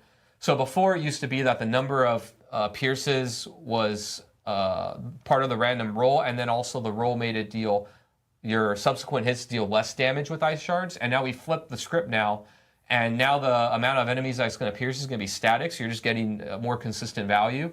But instead of doing less damage, you're going to deal more damage per enemy hit. So that actual difference of going from less to more is going to amount to a substantial increase in the amount of damage that this legendary is pumping out for Ice Shards. It's a huge spread. Last but not least, for the Sorceress, we introduced a couple of new legendary aspects in Vessel of Hatred. We've got them, they're scaling with Charge Bolts and Incinerate. And both of these aspects were dealing what we call flat damage, or it was like a certain damage amount, and it didn't really scale up as you scaled the skill up. And we've changed that for both of these. So the aspect of Charge Flash and the aspect of Overheating will now both scale as you get more Charge Bolt or more Incinerate damage. These ones will be dealing a lot more damage as well. So these ones will just scale with you and be a lot better over time as you get stronger. And next, last but not least, we got the Spiritborn. So we did do some changes here. We really mostly did small buffs to skills that haven't really been being used or seen less success. So we got Razor Wings here. The damage is going up a bit. And also, Razor Wings used to have actually a set cooldown between casts. And now we remove that cooldown, so now you can actually cast Razor Wings faster as you build attack speed, like all other skills in the game. We also did some small buffs to Withering Fist. The poison damage went up, the slow went up, and one of the upgrades will now spread to more targets when you use it. And then we also got some buffs to Toxic Skin, which isn't really seen much play by players. We basically just did some small buffs to its damage, both baseline, My poison build. the enhancement, and one of the upgrades, the variants of it. And these are mostly just on the skills that people aren't actually using right now. Correct, Our goal isn't to like make the Spiritborn even stronger. No, this is tuning within the builds of the We're class. most definitely seeing chat, and they're like, wait, Spiritborn buffs, and it's like, these are like skills that really no one is using, so we want to make sure that... I mean, I can just buff Quill Volley. There you go, Quill Volley. Yeah. Most definitely needs buffs, apparently. No, but it's for things that we just haven't seen a lot of play within Spiritborn players. And I know a lot of players are looking at some of the numbers, and they're also, these are just like baseline numbers on some of these skills. Yeah. Obviously, there's a lot of interactions that happen beyond that, from tempering to the gear that you have and everything like that, that will end up obviously enhancing those even more. So we're expecting to, as Adam had mentioned before, we're not expecting to see the other classes jump up to the same power as the Spiritborn, because the Spiritborn, again, is using some unintended interactions right now, but those will be addressed in Season 7. So with these classes specifically, they will get some additional buffs so that they can stay competitive amongst each other. They're staying together as a pack, but being a little bit stronger here with the Midseason. Yeah, the idea with Midseason, this is probably going to be true with most Midseason updates, is that we're trying to move everything a little closer together, and also to set up for the next season where there will be a lot more upheaval. Yeah. Right, so we're like prepping everything to be kind of close. And then, upheaval. Oh yeah. I was like, ha ha ha. But you know, we're getting ready for season 7, which will be a lot. Is that an Easter egg? No. Cool, awesome. Well, I know we have again, Adam had mentioned that this is just a very small. It's a lot more than just that. There's a lot more than just what we showed here. That would be the shortest patch notes ever. But we do actually have a patch notes coming out later this week that will have all the different class changes and everything with the mid-season update. We do have a few other things that are actually also hitting related to rune words, and a thing that a lot of people have been talking about. Which is shrines specifically. Yes. So we can shrines. What's wrong with shrines? What's wrong with shrines? Probably What's wrong next with Tuesday. the conduit shrine that I don't purposely ignore? Yeah. You mean the real cursed shrine? There you go. All right, jumping into rune words first. We are doing some tuning changes to rune words. I will tease a little bit that we do have some more impactful changes coming in Season 7, so tune in next week for them. But in the meantime, we did do some rune word buffs to ones that aren't being used as much, mostly by lowering offering costs. Some examples here, we got the Moni rune word. The offering that you get is increased from 25 to 35. The Ahu rune word, the offering is being increased a lot from 10 to 25 when hitting injured enemies. And then I'm just going to butcher it. I don't know how to say it, but the Se rune word. The wolf spirits are now always going to be unhindered. So, we often run into issues where companions and things like that have trouble getting to enemies, but since, they're spirits, so why would other things get in the way? So now they'll always be moving through enemies and getting to their targets a lot quicker. And then shrines, heard some feedback that they don't really scale too well. So the artillery, blast wave, and conduit shrines will now deal more damage, and they're going to scale with you based on your level and your paragon level. Needed it to so scale. as you level up, as you get stronger, the shrines will be getting more potent with you. We're going to kind of test it, let us know how it goes, see if you actually enjoy getting them and want to get them now.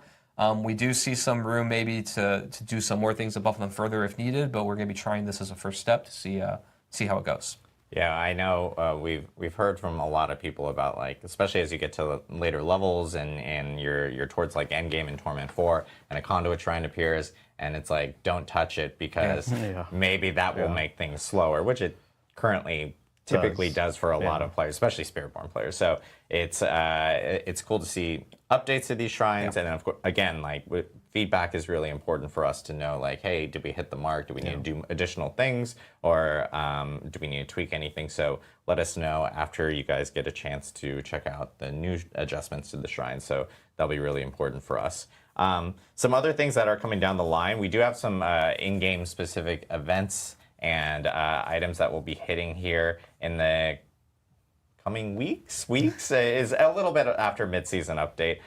We do actually have we're bringing back the Red Cloak Horror, which is part of the Midwinter Blight event that we had last year, and we'll actually have a blog that details all the benefits and rewards out of this. It's like XP benefits, of course, that do come with this specifically, which is really great to have on top of another event that's coming, which is Mother's Blessing. And Mother's Blessing will also be, we'll have that in the blog. That blog is going to be hitting on Thursday, I believe. So keep an eye out.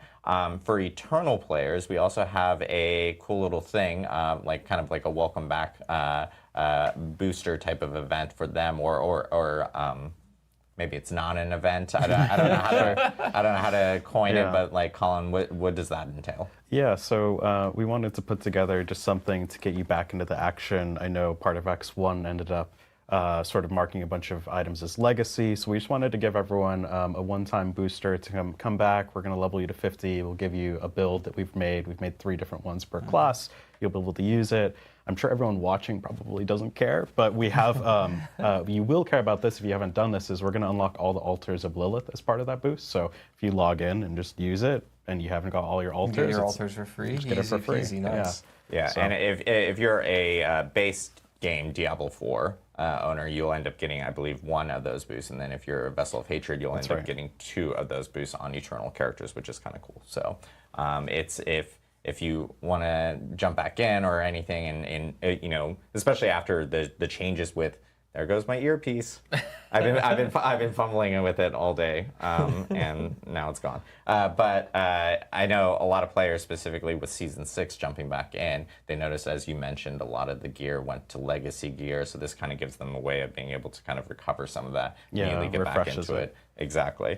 And then I believe we also have another free trial coming up for any new players that want to check out the Spiritborn. The Spiritborn will actually be part of the free trial, and that will be coming up here in the coming weeks. And so all this will be in a blog on Thursday, which is really cool. And then, of course, as we mentioned at the start of the show, we have another stream next week. We'll actually have a date for the stream later this week for players, so that you guys can keep an eye out for that. But that is our patch 2.1 PTR stream, and that one will be pretty beefy. We have a lot to talk about regarding patch 2.1, and of course everything that's going to be coming with Season 7. We are super stoked for that. The stream again will be a little early because of the Thanksgiving holiday, so a little bit earlier than when PTR is going to start. We do plan on having those notes available for players before the Thanksgiving holiday, and then I would expect that PTR to start after the Thanksgiving holiday, so when everyone is back in post-holiday and is able to monitor and see how everything is going with PTR and taking the feedback. So We'll have a stream next week. You'll see, of course, some of us back on stream next week for that. And I believe we'll be joined by Mr. Dan Tangway again, who will be in Albany and chiming in on all the stuff that's coming with Season 7 and Patch 2.1. So lots of big changes coming specifically with that. I know we do want to jump into some Q&A really quickly. So if you guys have any questions, we have chat enabled on Twitch, so twitch.tv/Diablo. If you're watching on other channels and stuff like that, that's where we do take in specific questions, but feel free to drop in any questions. We'll try to get through as many as we can here. Again, this is just kind of an abbreviated stream for the mid-season update, and then we'll be back in a week. Next week, yeah. I get it. We took a little bit of a break from streaming, so it kind of makes sense. So that we'll be back pretty quickly. But I know our first question that we have is related to ancestral items. We get a lot of questions about ancestral items. I've seen a lot of questions. Oh, this earpiece is driving me nuts. Question number one, Adam, fix your earpiece. There's a plant right here, which you guys can't see, so I'm like having to read the screen. Any updates to ancestral items? Do you guys have any updates or news to share regarding that? Yeah, I know we saw a lot of confusion in terms of maxing out a lot of the Codex of Power. In X1, we actually added roughly what we call ranks, 5 ranks, to a lot of the legendary aspects that were ancestral only. And I know that caused a lot of confusion. So currently how it works is ancestral items have a higher upper bounds on the rank that you can achieve for that aspect. And we have seen quite a bit of people struggling to max out their aspects. Generally, that was the goal, is that we do want to grind, right? Like we think it's good that you can sort of get an aspect right away, but we like that once you have that play style assembled, we still want things that you need to work on. That being said, we think it's a little bit too aggressive right now. So we are going to be making some changes, which we will detail next week in terms of how that actually works. But just know that currently ancestral items are the sort of where you find the max rank of a lot of those aspects. But you can still find them on anything else that isn't ancestral, the lower version. I know, and we'll be talking more about ancestral items next week, specifically. Yeah, the drop rates. A lot of stuff regarding that. Is there any plans? This is I'm taking a few questions from the forums and of course chat, because we did post this on the forums beforehand. Urza from the forum says, can we get boss materials to stack like runes or maybe even higher? Are there any plans for something like that? Yeah, we are looking into it. There's things on our side in terms of like storage and duping that we're a little bit worried about, but we're looking at making a change sometime in the longer future. Question from a couple people like Archangel 890 and I'm not gonna Dragonage says any chances that you guys will potentially change like XP gain, maybe the growth to Paragon 300? Is there any plans on maybe making adjustments or tuning specifically on that end? Currently not at the moment. I think it's something we're monitoring though in terms of the feedback. We do like that you can get just about everything within the first 200 Paragon levels, and everything from there has a pretty steep diminishing return in terms of power. So what we don't want to say to you all is like you need to grind 200 hours to unlock your build and do all the things that are sort of playstyle defining, which we define as like the sort of glyphs and the legendary nodes. So we've seen actually a lot of positive feedback that like you can get your build online and that you still have something to work towards. The sooner we sort of short circuit that Paragon grind, the more we sort of get back to that pre-expansion 1 state where you just don't get anything from killing monsters because you're Paragon 300 in the first 2 weekends. So currently, we're looking at monitoring it, and we're super open to the feedback. But so far, we've seen a good amount of positivity around it. I think it's kind of in line with what you were talking about with the legendary powers, right? Yeah. How like those last 5 ranks are on ancestral items only, and so our idea is like we want you to get your build online and play the way you want within a pretty quickly or whatever. But then you have something to work towards, like incrementally to become stronger and stronger, and that we're okay with taking a long time. Totally. As long as it's not like cutting you off from the build at all. Right? Yeah, it's about getting you into the fun and like making sure that your build is blasting, but you have things to sort of use that build to blast for, right? That makes sense. Yeah, and I think there's like the other thing that people are probably forgetting about is like we do have these events coming up and stuff, which also benefit some of the XP and everything like that, which will be a good opportunity for players to like be able to if they really want, because as we've seen, there is a reward for getting to Paragon 300 and stuff. So if it allows players that opportunity to kind of use those events to be able to boost that, and we have obviously Red Cloak Horror stuff coming up here, and of course we have Mother's Blessing. So there's opportunities to help with some of that XP based off of those events specifically. So there is a question regarding materials again. Can we expect any additional buffs for drop rates on Rawhide, Iron, Forgotten Souls, anything like that? Yeah, so actually it is in the mid-season, but we did buff Legion events. I know that was a personal favorite of a lot of folks. For the mid-season, for Season 7, we're taking a look at just sort of buffing the various sources and also really drilling down on like what are the bottlenecks players are having and iterating towards that. There's no major changes coming in Season 7, like we're not going to quadruple the amount of materials across the game, but it is something, again, in the spirit of like tightening the things that we have. We are actively looking at a lot of the material inflows and outflows, and we want to give you the tools to sort of get the materials that you're looking for. We're sort of what we're trying to do is ensure that there are things that you still care about, right? And you still want to grind. It's still in that spirit of like, it's walking that fine line of there are things to work towards without it feeling super tedious. So that's what we're trying to tighten and work towards. There is a question regarding, this from Remsterma, says, do you have any plans on start bringing in new mid-season mechanics? I think for that, more so, I would expect like larger mechanics, content changes and stuff like that to happen around new seasons. As opposed to a mid-season update. I think we look at taking mid-season updates, making tweaks to balance items or anything that we're hearing feedback from, so that we can spend most of our concentration and focus on really putting in some of these newer type of content pieces around new seasons specifically. Yeah, I think that going forward is mid-season is a time to just like tweak and iterate and use rework existing things, but we're really putting all of our bucks on like bigger upheavals, larger changes, lots of new stuff into the beginning of the season. So next week will be pretty exciting. We got a lot of new stuff coming in, but that's where we're kind of targeting that to make that kind of a big moment and exciting time to come back and play. There is a question from Casual Dragon regarding Undercity drops and asking, is there any plans to potentially fix those, make those better, specifically on that end? Yeah, so this sort of leads into, there are some ancestral drop rate changes that we want to talk about next week, but in general, what that'll mean is all the loot across the game will generally get better.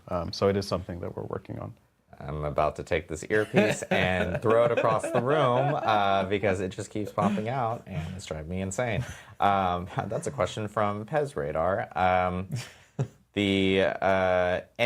Question from Finamdar says, Diablo, any stability fixes coming? Been seeing a whole lot more crashes since the last couple patches. I will say that we've been monitoring. We can actually see whenever a player, series. We can actually see whenever a player actually crashes. We know it. We get logs from it on our end.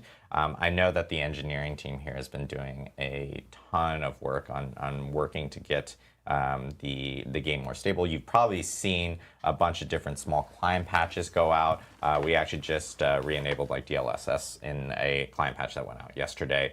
There are additional changes and more reviewing that's being done from our side to ensure that the game is running very stable. So expect to see more of that as we get through this season and of course into next season, because our goal is to make sure baseline everyone can jump in without any of these types of issues and everything. And shout out to our engineering team. I know they've been working long and hard on figuring all this stuff out. They've been that's like their top priority right now. They actually, behind the scenes, we even collaborate with them a lot on doing various things related to game performance under the hood, like making skills cleaner, making interactions cleaner. Like we're constantly doing stuff to make the game run smoother in the background. Pretty much every patch, like we're fixing multiple things. So it's definitely something that we're always working on actively. Why so Blue Panda Bear? Any chance on tempering skulls can be used more than once? Investing time to finally get a rare drop and it bricks kind of doesn't feel too great.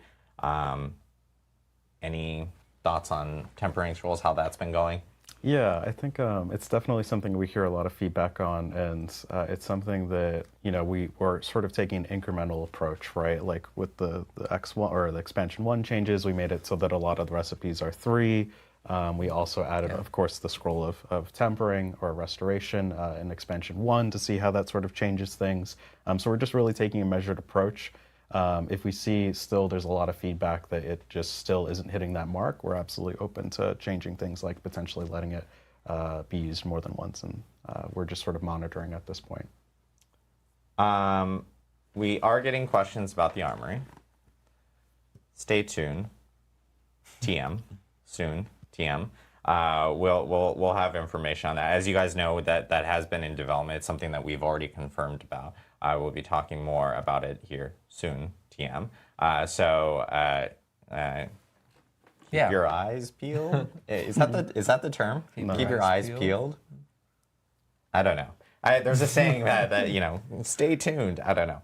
Last question here that we have before we head off is. Hole's Transition says, will Dance and Knives get buffs and any changes to be more compatible with collecting loot, like opening doors, etc.? When you're spinning to win with your knives and stuff, is there any way or any plans of potentially having them seamlessly move around around a dungeon or something like that from that end? Nothing on my radar right now, but that's a good note to take. It's a good note to take. It's a good note to take. Rogues want to spin to win and never stop. I know. Ever. You have to do all this setup and snapshot, and then you have to open the door. So we do know that it's a thing. Yeah. So we'll see. Well, stay tuned. Stay tuned. It's another thing to stay tuned. So. Again, thanks again, everyone, for jumping in, providing questions and everything from our end.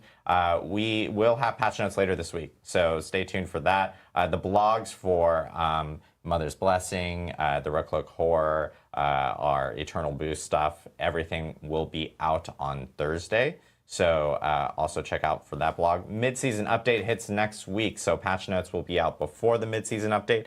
And you guys will also hear about our stream date next week for the patch 2.1 PTR. So we'll be talking a whole bunch. That will be another beefy stream. This one I know is a little bit short.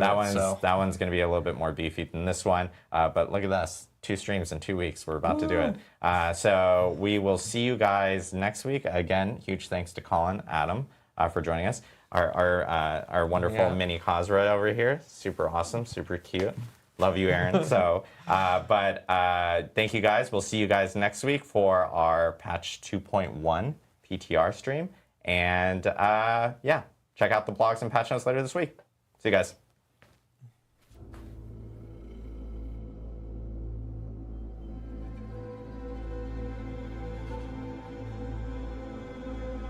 So that kind of gives you an idea. Next week.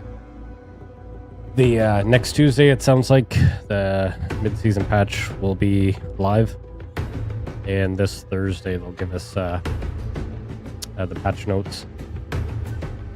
Sounds like there's some events going on, so that's good. Just wanted to see. Where is?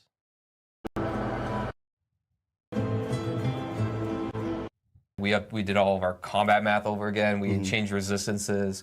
We changed how loot drops and the whole upgrade system there in Season 4. Here, 62% of all players have played the Spiritborn. So when you think strategies here, if you remember back when we launched Diablo 4, we really actually prioritized class parity and harmony. Basically, we always hear it. Barb. Upheaval will be getting a buff. Hammer of the Ancients. So it seems like all around Barb will get some pretty good buffs. They have a little bit of trouble leveling. Their late game is really good, but just getting there it can be a little bit painful. So we're just going to be squeezing up those numbers a little bit more. So you'll have a better time leveling. You'll also be a little bit stronger overall. But all the builds will get a little bit better. And then also we have some buffs to underperforming legendaries and uniques. Here's an example with an aspect, Battle Mad. You can see here in the before, kind of what's on live right now, is it's basically just a way to give you berserking, rewarding you for weapon swapping. And now we're adding a hefty multiplier to it. So now this is going to be a real offensive aspect that's going to give you, a bunch of So power. now you're going to get up to getting 40% increased damage in berserking for 4 seconds. That's that swapping. a So 40% yeah, damage buff when you're doing That's the not weapon bad, swapping actually. mechanic. So we've kind of finding these places where Druid 40 is to what I'm most 200%, which is pretty meaty. interested in here. And then the one with nature passive, that buffs your companions. That bonus damage is going from 60 to 80%, which is a pretty big amount. And then also legendary unique buffs in the same way of the barbarian. So this is huge. Like tornadoes used to just give you extra,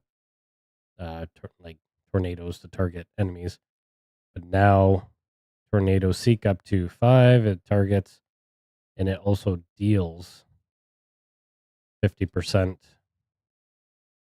increased damage, that's massive, massive. So that's awesome. So here, this is an offensive aspect, even though I'd argue it's The kind of more Werenado utility, but the would be Sword back. Chasers aspect, where it makes your tornadoes smart, where they seek enemies. We're just adding a pretty good multiplier to that. So tornado builds Rejoice. You're going to get up to 50% more damage now, just from taking this aspect that you were probably taking anyways. So just making you happier to take the same things. Next one, the Basilisk. This is Earth Druid dealing. This is like Earth and Bulwark. So this unique will be actually really viable for that build. Before, when you first hit enemy with Earth skill, petrify them for 3 seconds. Petrifying an enemy gives you just damage there. So they're increasing that. Petrifying an enemy additionally deals 6,435. And then you're also getting, when you hit a healthy enemy, and Earth skills petrify them for 3 seconds against bosses. This occurs every 5 seconds. That's pretty awesome. That's all the same. Like they didn't change anything on the stats, just the main passive there. With Petrify. So before, it was that first time that you hit an enemy, you'll petrify them, and then every time you petrify them, it deals a bunch of damage. We're just making that a lot more usable, so that way you can feel more comfortable taking it. So now it's going to be when you hit a healthy enemy, you'll petrify them.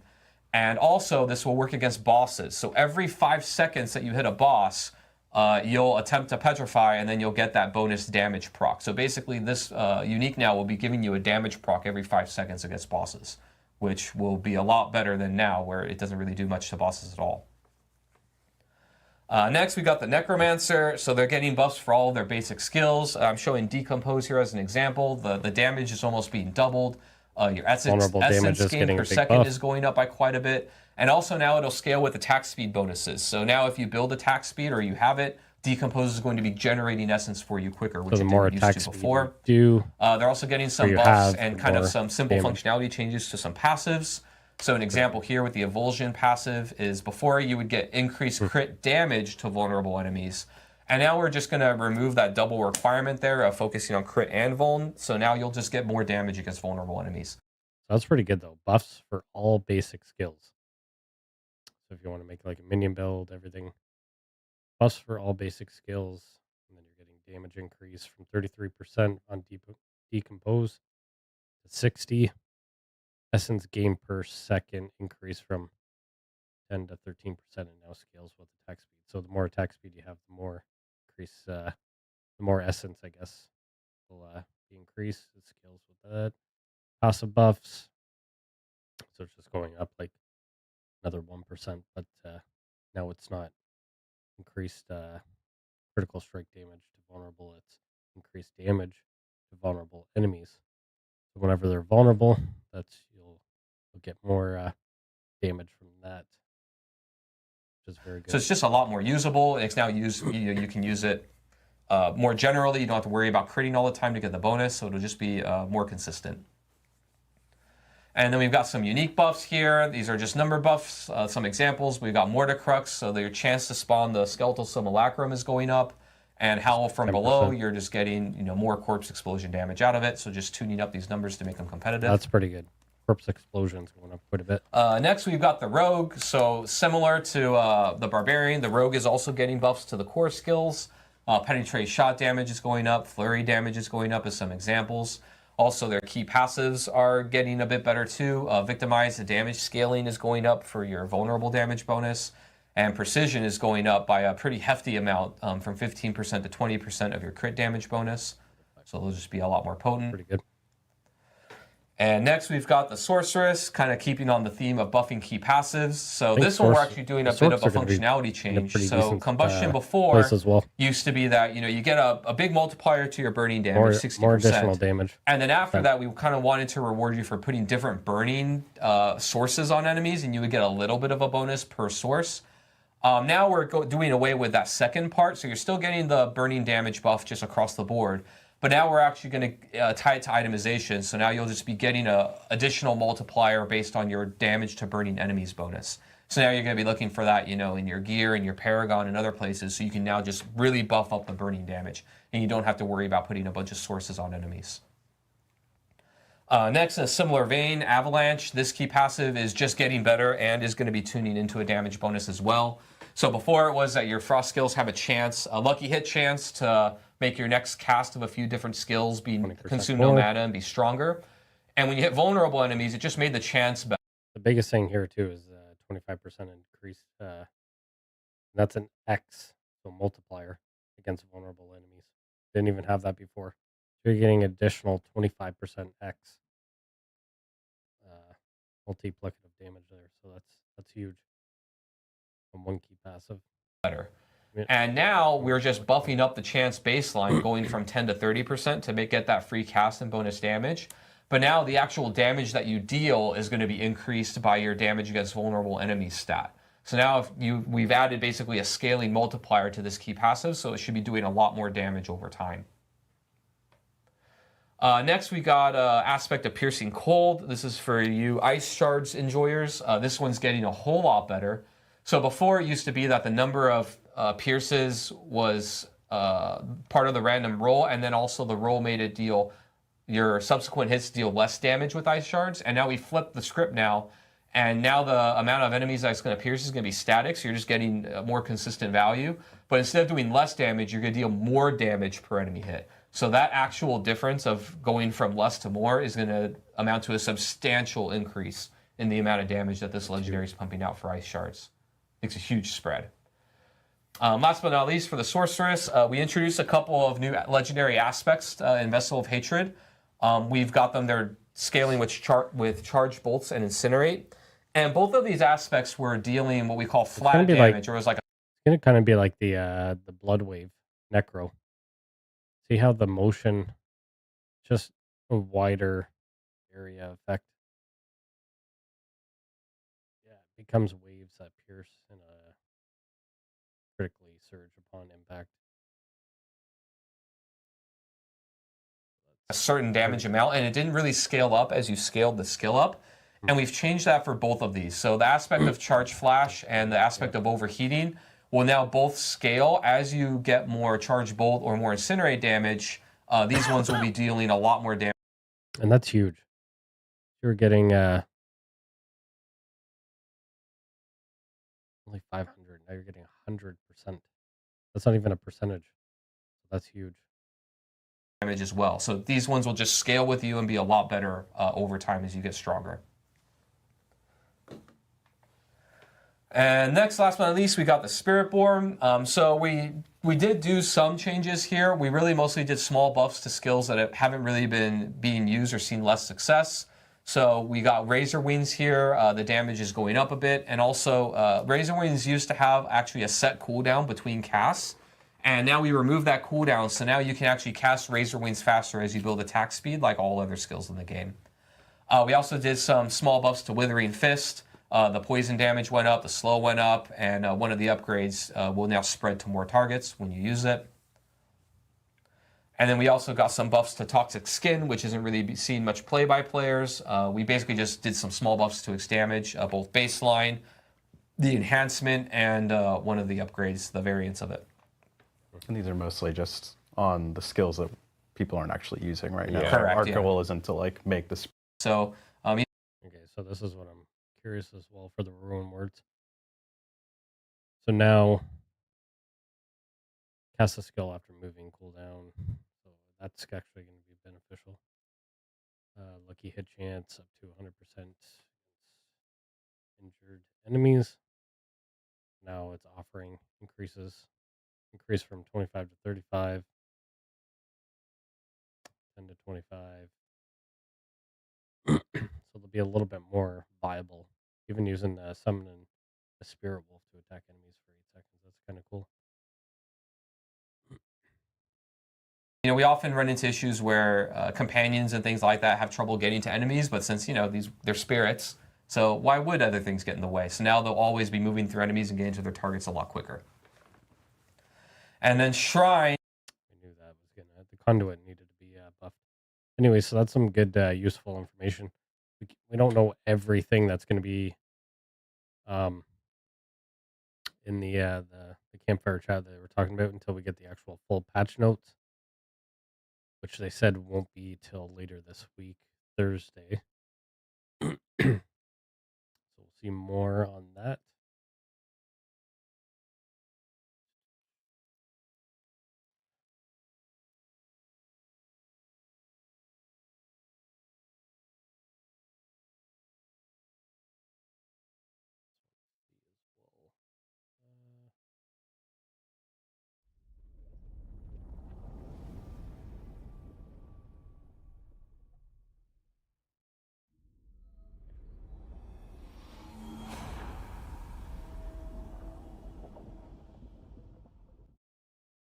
So yeah, none of these. So the patch notes won't be actually live in game until this coming Tuesday, next Tuesday.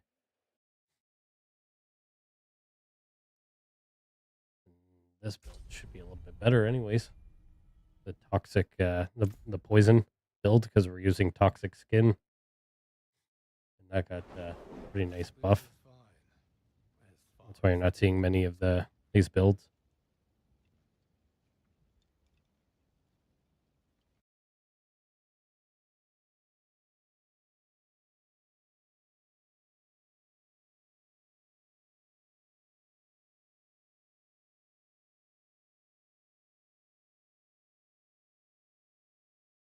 Strange.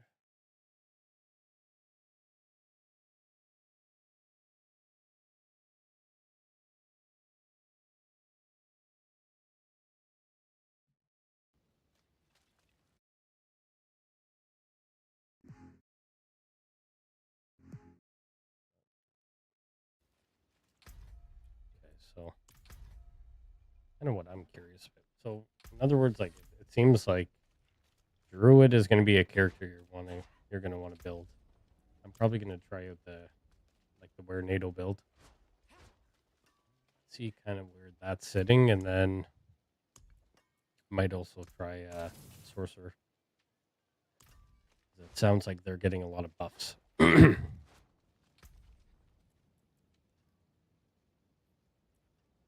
This build uses, we have toxic skin, which that's going to be buffed.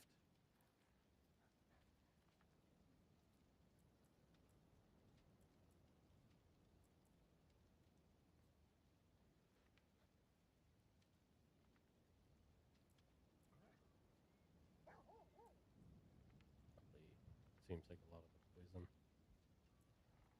mechanics there.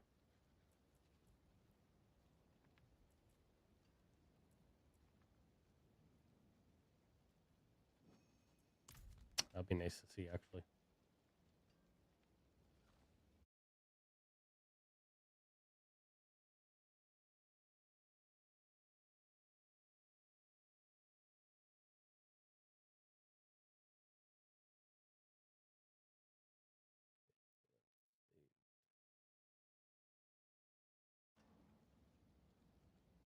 Good stuff, though. It'd be good to see a lot of those changes. I'm curious how this build's going to play out. I think it's really going to bring it up. It's poison Russian Claw.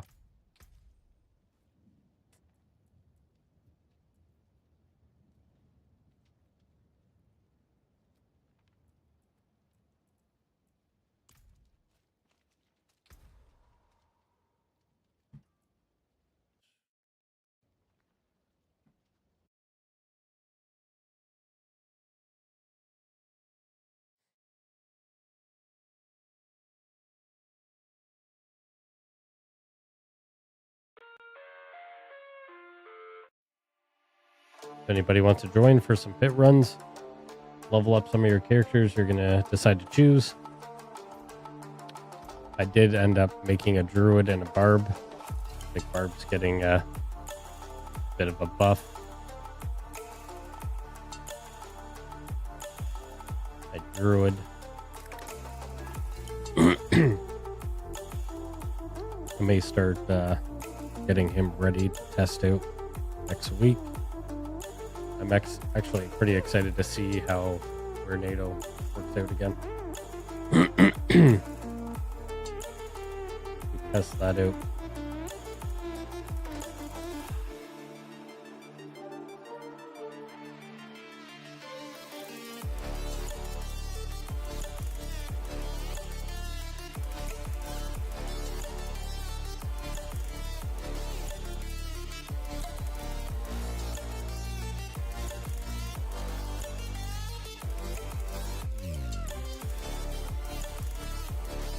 Probably make a note on that.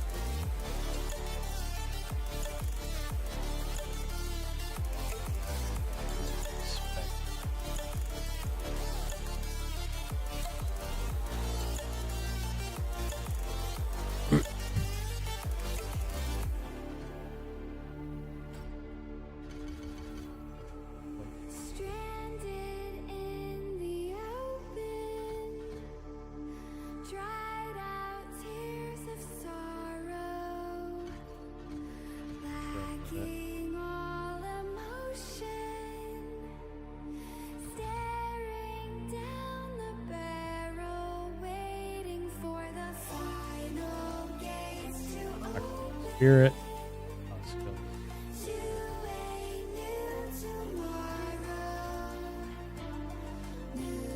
I'm gonna have this guy ready for Tuesday.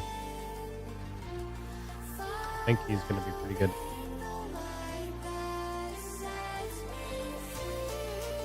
As soon as big thing is having the tornadoes on the gloves. It's gonna be giving you actually like a lot more damage now. Could make some sort of combo with it.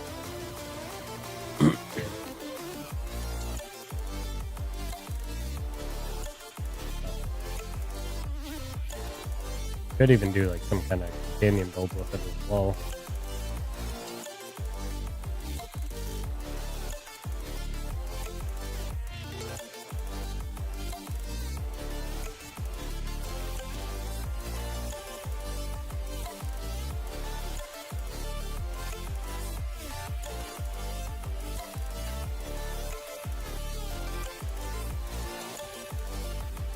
Venom.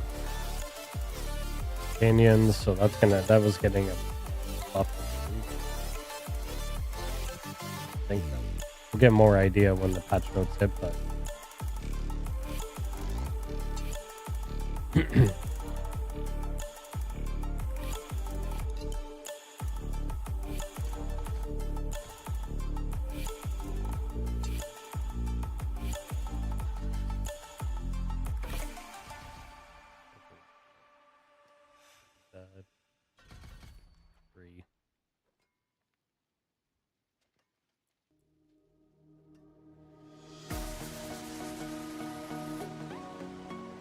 I wish they would have put something like this.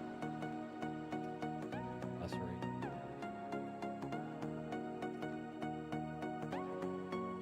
It's like very decent. They tried this out as well.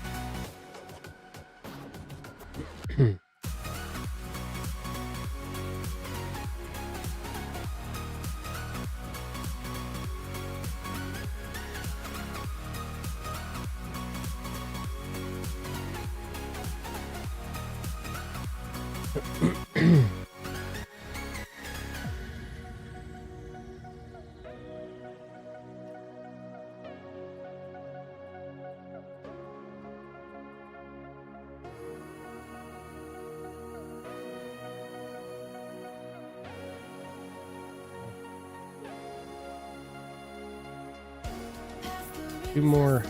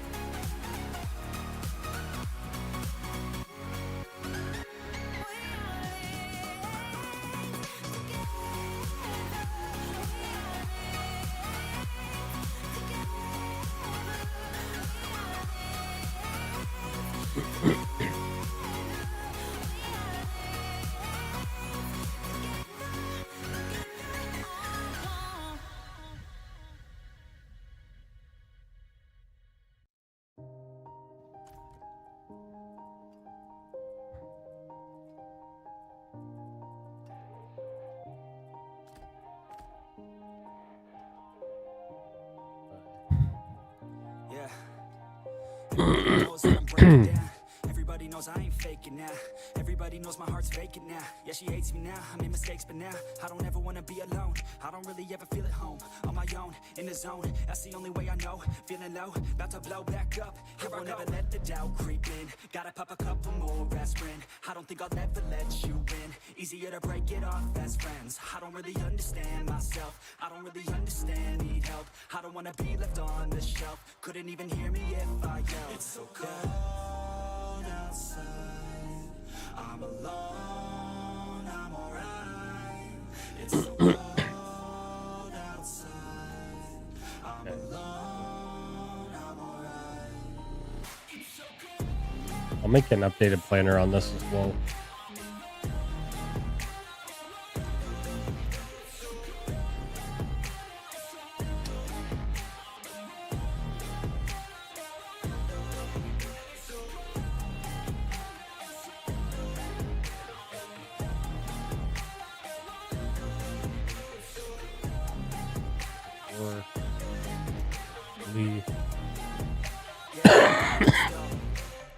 I don't wanna break down. Always feel like I could break now, but I never let it take me to that place now. I won't ever let my thoughts get away now. I got better things to do, picking fate now. I just wanna be the best, call me great now. I don't know if I'm okay or insane now. I remember better days on the playground, hoping I can find my way. Even when I'm feeling down, I fight. Even when I don't know what is right, I'ma pick a side and I'ma take pride. I will decide my fate and I will never let them tell me who I am. If you try to shape me, I'll be damned. Planet on the ground is where I stand. Never give up, that was always the plan. It's so cold outside. I'm alone, I'm alright. It's so cold outside. I'm alone, I'm alright. It's so cold.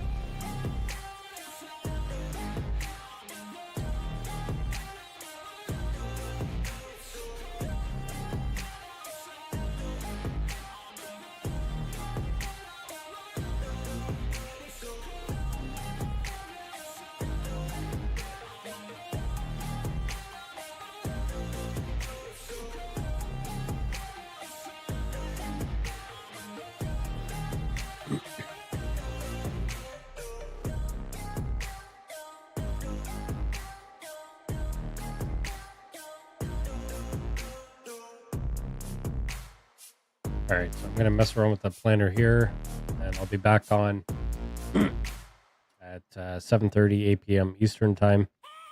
I will have a full planner for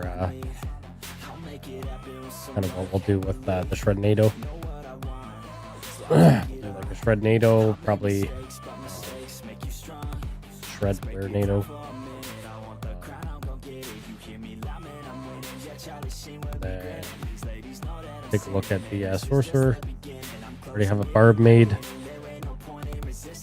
And from there.